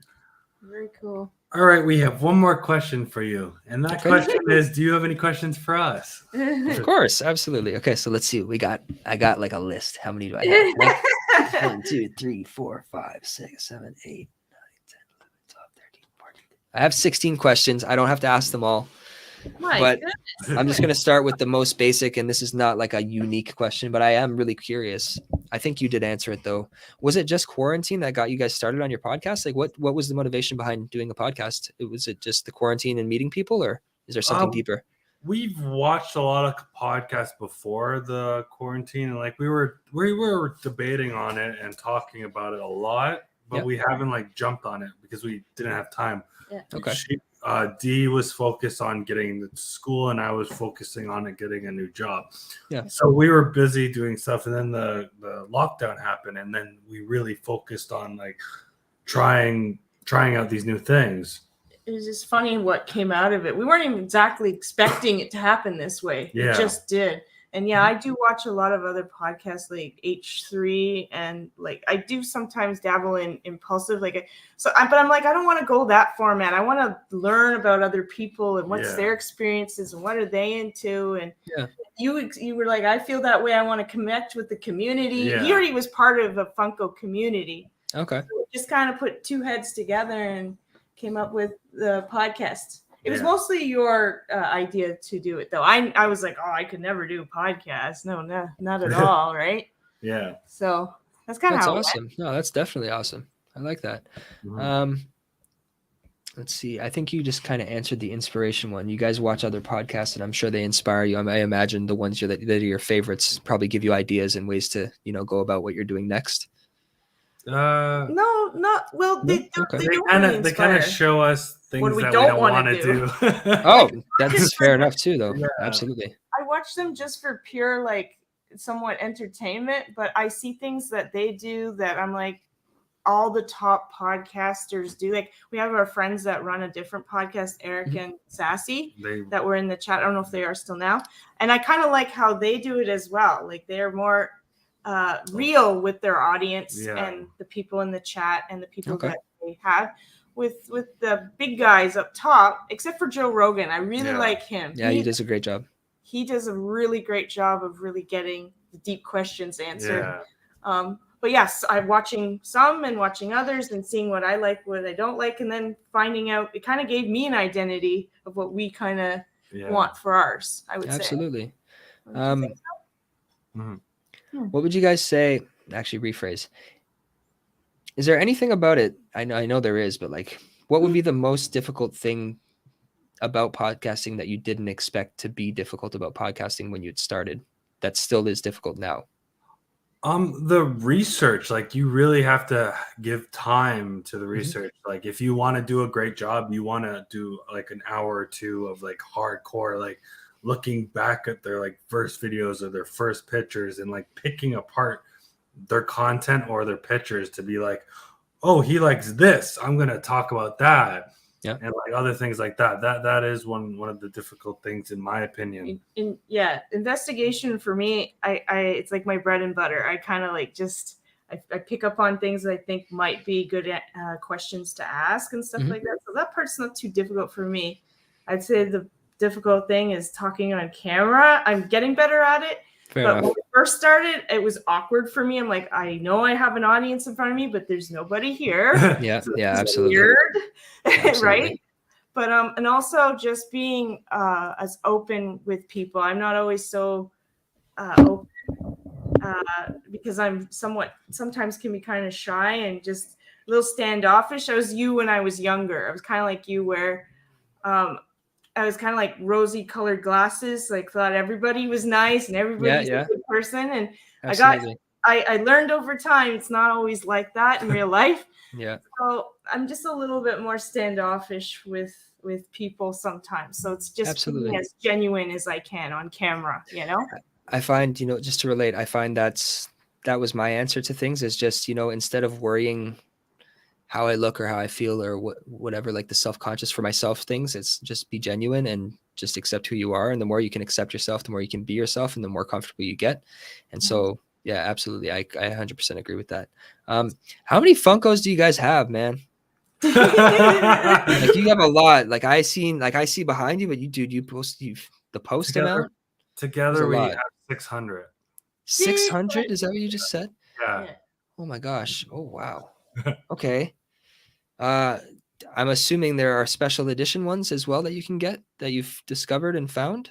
Yeah, there's different levels of the special ones. Like there's the special stickers and there's hot topic exclusives. Yeah. And there's chases. Chases are very rare to come by. I was going to ask you about this. Literally, so the other night I was at Toys R Us with my girl. We were just roaming through the mall and we seen the pop cans, and you have some pop can ones in your photos.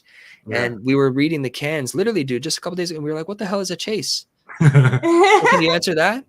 Yes. Yeah, so a chase is like very limited amount of the special. It's like they slightly change the look of the figure. Yeah. Like so the regular figure could be just having their hands out like this, right? Okay. And then a chase would have like maybe like a sword in its hand instead of not having anything. These aren't sodas, but here's an idea. This is kind of an idea. So you got the red guy who's regular. That's the comment. And then the chase is the gold. So yeah, they look the same, but one is rare to catch. This one, or not catch. Oh my god, it's not Pokemon. But okay, so when they say find the chase, so let's just say to give a more clear example for myself. So let's say I have the pop can of, I'll just pick Spider-Man for the sake. I don't think that is one, but if it was, what you're saying is you buy that can, but you could end up potentially buying the same can next time. Yes. With a different version, like a shiny Pokemon type vibe. Yeah, like it's like a shiny Pokemon. Interesting. That shiny Pokemon might be double the value. So if you get it, you try to resell it, you can get double the amount. So you guys are collecting for long-term strategy, right? Or are you just collecting because you like them, or are you collecting to sell eventually? I think both. I think I collect because I like it, and plus in the future I can sell it and give my kids a good life. Mine started as a hobby as well, but then I realized if whatever happens in the future, it's not because I was collecting and then I thought, oh, is this a waste of my money? I'm like, am I gonna, it's fun for me now, but life changes all the time, at least in my life. And then I realized, and your dad mentioned it too, that there's trading and you can sell them and stuff. So you can in the future, if anything changes, you can sell them. Absolutely. And You know what's funny? I think of Fallout, the game, with regards to Funko Pops and like the little bobblehead guys they have, and you go around Fallout Land and collecting them. And I know that's a bit darker of a game, but the idea of just overall the collectible thing, like people have been collecting things for years, and it makes sense, like trading cards or, you know, retro toasters, like just random things. And this is that type of thing that, and they know it too, when they sell it to you, they sell it as a collectible. They know that if you keep these nice, one day, if the world is still going as well as it is now, these are going to be things people are really like searching for. They're going to want all of them, and they're going to pay their profit to get them. So, and there's some sort of nostalgic like connection. Yeah. People feel that. A lot Absolutely. of my toys growing up, I wish my mom would have kept them because they're worth a lot today. But you didn't think that way back then, right? Exactly. And it wasn't, yeah, I mean, collectors were considered weird back then, I guess you could say, right? Yeah. Whereas now it's very normal. It's much more commonplace. Where do you guys go? Like, I know you can find them at like EB Games and, you know, stores like that, Hot Topic, but is there like specialty stores that carry just these and you can find like the rarer ones? There's certain stores that we go, like they're not a lot of stores that are like just Funkos. Yeah. Like you can go to comic stores and you get Funkos. Yeah. Hot Topic, yeah, and GameStop, yes. Mind games too. Mind Games, yes. They're but all those stores are not just Funkos. There's also different. Yeah, that's fair. But it's always fun to go to the private owners of stores. Yeah, sorry. There's the private stores, like not known stores, are a lot better because there's a lot more selection than like GameStop and Hot Topic, where you know what you're gonna get. They're down to earth people too, the private owners or whatever. Yeah, of course, absolutely. Very passionate about their collecting. Lately I've been ordering online because of the pandemic. Like it's easier now to order Funkos online. How hard is it to find like is there, so I don't know how it works. I don't know much about them. I don't even have one myself, but I imagine, so for example, the Dragon Ball Z collection behind you. And then there's Stranger Things, I know that. I imagine there's got to be like collections, right? So there's got to be special edition ones, and then do they have a limited count that they create? Yes. Like I'll show you an example. Actually, I have one that I can actually show you. Oh, okay. Yeah. You might appreciate this one. Right? So this is an Iron Maiden one, and there was only 5,000 pieces made. So there was 500 of these made, and that's all. 5,000 or 500? 5,000. Okay, yeah, I seen this one on your Facebook actually. Yeah, man, that's crazy. So you have a really rare guy here, man. Yeah, so that's dope. How did you manage to get that one? A friend picked it up for me. That's beautiful. So you just had to get it real quick, swoop it in. Yeah, I like that. I worked in the morning, so I wasn't able to go to the store and pick it up before it got sold. So I had a friend that works nights, so she was able to pick it up for me. That's one great thing about this community is everybody looks out for each other. If you really want absolutely. One. That's dope. Out. I might have to get one now. Like scrolling through your page, I was like, dude, they have all of these characters. Like I knew they had a bunch, but like I'm seeing characters that I'm like, yo, this would be sick. Like you have Post Malone. Yeah. Like, wow, that's so dope. What's your long-term plan for your podcast channel? Like, are you guys trying to take it to Spotify or Apple Music? Are you already on there? Are you trying to go long-term, or are you just like doing it for fun, or are you trying to really build this up?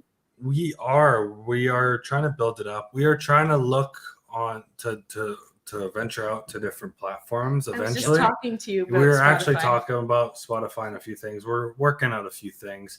Okay. But yeah, this is going to be a long-term thing because we've been asking like bigger people. Like we're in all sorts of people. Like we're in talks with Dee from Dexter. You know the voice actor Dee from Dexter. Dexter's Lab? Yep. No way. To get on here? Yep. We are. Dude, that's fucking wild, man. We're in talk. We're trying to get a hold of a few other people that we've been working. We've been trying to get the voice actor of Vegeta.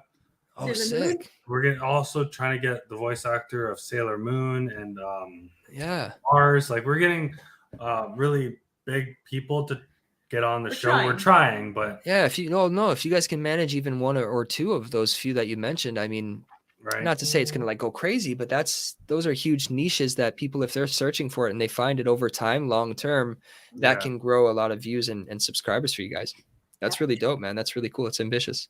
Yeah, at the end of the day, I'm not really looking for subs or views. I'm just doing it because I enjoy it. I like talking to people like you and other people.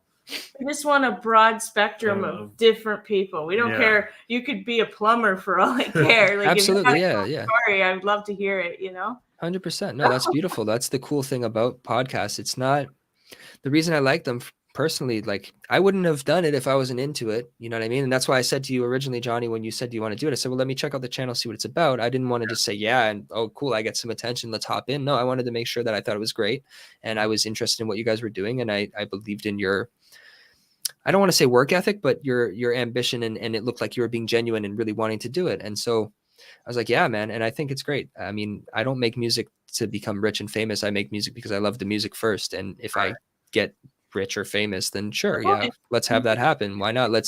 Why not have you guys have your podcast go crazy like that? But that's not the goal. The goal is to just be here and enjoy the people and enjoy the present and ask the questions and get to know them. And it's kind of, and enjoy it. Exactly. And make those connections and network, right? It's beautiful. It's a really cool thing. And so that's awesome. I'm really glad to hear that. I think that's great. What is each of you separately favorite cartoon of all time? Bugs Bunny and the Tweety Show. I think that was a sick show. It was a sick show. For just because I used to watch it every Saturday morning. Yeah, absolutely. Before it was too violent for, kids. Yeah, I used to watch it on Teletoon every night. They started re-airing that when I was a young guy. Oh, okay. Yeah. What about you, Johnny? What's that show with the skeleton?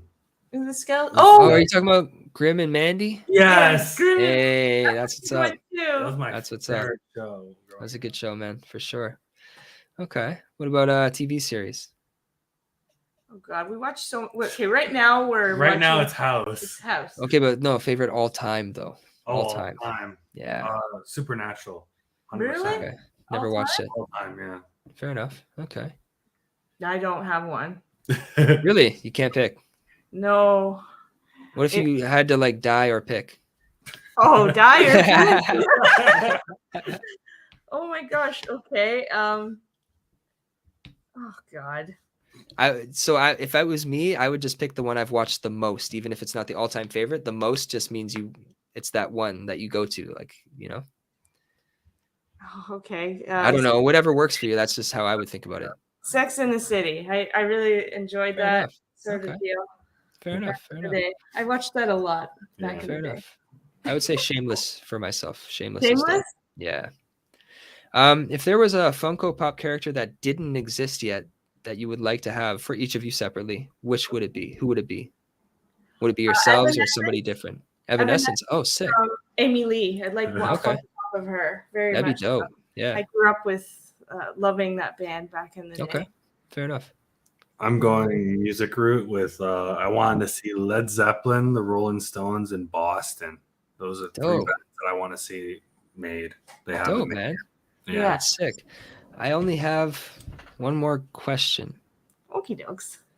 I don't know. Like I said, my questions weren't. He said a few, a couple, so I wrote this many, and I thought that was a lot. You even did 15. Some people do one or two. No, man. I was I feel like you've given me your time. You researched me. I appreciate it. I want to provide some level of value back and get you guys to talk about yourselves as well, so your watchers can get to know more of you too. Because I don't know how much of that you have. Right? It's fair.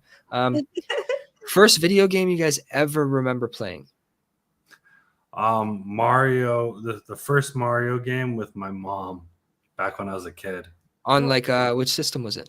It was a Nintendo. Was it the gray one where you open the lid? The square one? Yeah, the one where you open the lid and you. Oh, the Super Nintendo, Okay, yeah. Okay. Nice. That was my first as well, but I very, very vividly remember playing a lot of Street Fighter. Okay. At a convenience store and played for hours on it. Oh, on the arcade machine. Yeah. I used to play a lot. And I said, as soon as I die, you can go after me to this one guy behind me. And he's like, okay. And for whatever reason that day, I beat the whole game. And he was wow. waiting and That's waiting incredible. and waiting, right? Yeah. So I guess I just got good over time. Yeah, But I definitely. remember that one a lot. I really enjoyed Street Fighter, That's dope. I like that. the old I games. think unless I count like, Tamagotchis. Yes. Oh yeah. So, I mean, I'm not counting that, but there was a Digimon version. Yeah, I remember that one. I had that one, and then genuine game, it was Pokemon Yellow on Game Boy Color. Oh, Okay. nice. At least as far as I can remember, owning, and playing, it was Pokemon Yellow for sure. I have Pokemon Yellow and Game Do Boy you? Color. Nice, So, yeah. nice, man. I collect Nice. systems, old systems. He's That's got awesome. every single one except Nintendo 64. Nintendo It's the 64, only one which I'm is a missing good one. one too. That we need That's to get awesome. one of these Yeah. days. Do you guys play many video games? This is just me coming up with random questions now, just making conversation. We on and off. Lately, we've been busy focusing on the podcast and stuff. And then Yeah. me things like getting that. into school. And her getting into school, but we used to play a lot, like Pac-Man. For sure. And we've had it on his channel. We did. I don't know if you got rid of it. I did get rid of it, But yeah, we we played a used to couple. play on the channel too for a little Okay. while, and Nice, it man. didn't work out. You didn't like it. Yeah, I You didn't didn't like like it. I did. I thought it was fun, but Fair enough. That's fair. yeah. But, I wanted to come up with a couple of more questions in my mind. How many subscribers do you guys have on YouTube? 1,030. How long did that take? About a year. Since Nice. That's since not the bad. pandemic. Yeah. So That's pretty good, man. I mean, it doesn't feel like a lot depending on your perspective on things, but that's actually pretty fucking good. I have like 4,500. I've been on here for like 8 or 9 years, so Yeah. it's really Oh, good. wow. Yeah, it's considerably good. I mean, I wasn't consistent. Depression, mental health really messed up my work ethic, I guess you could say. But dude, like that's really, really Yes. good compared to a lot of people. So you guys should be really proud of that. Like it's thank you. clearly you're doing a good job. He's the stable one. I'm the one that's very in and out. And I'm like, Yeah. again, I'm kind of like you in a I'm- way where I'm not as consistent, but he keeps me I'm consistent. more organized. I and love it. everything. That's so helpful. I always push Fair her enough. to do her content because she has her own channel as well. Do you have a Oh, content? okay. Yeah, Okay. do the kind. She does all different stuff, not just Funko. She does cooking, makeup, vlogs, anything. And I've kind of ghosted my channel for a little while, so I've been trying to push her back into it. Fair enough. Well, here's my push as well.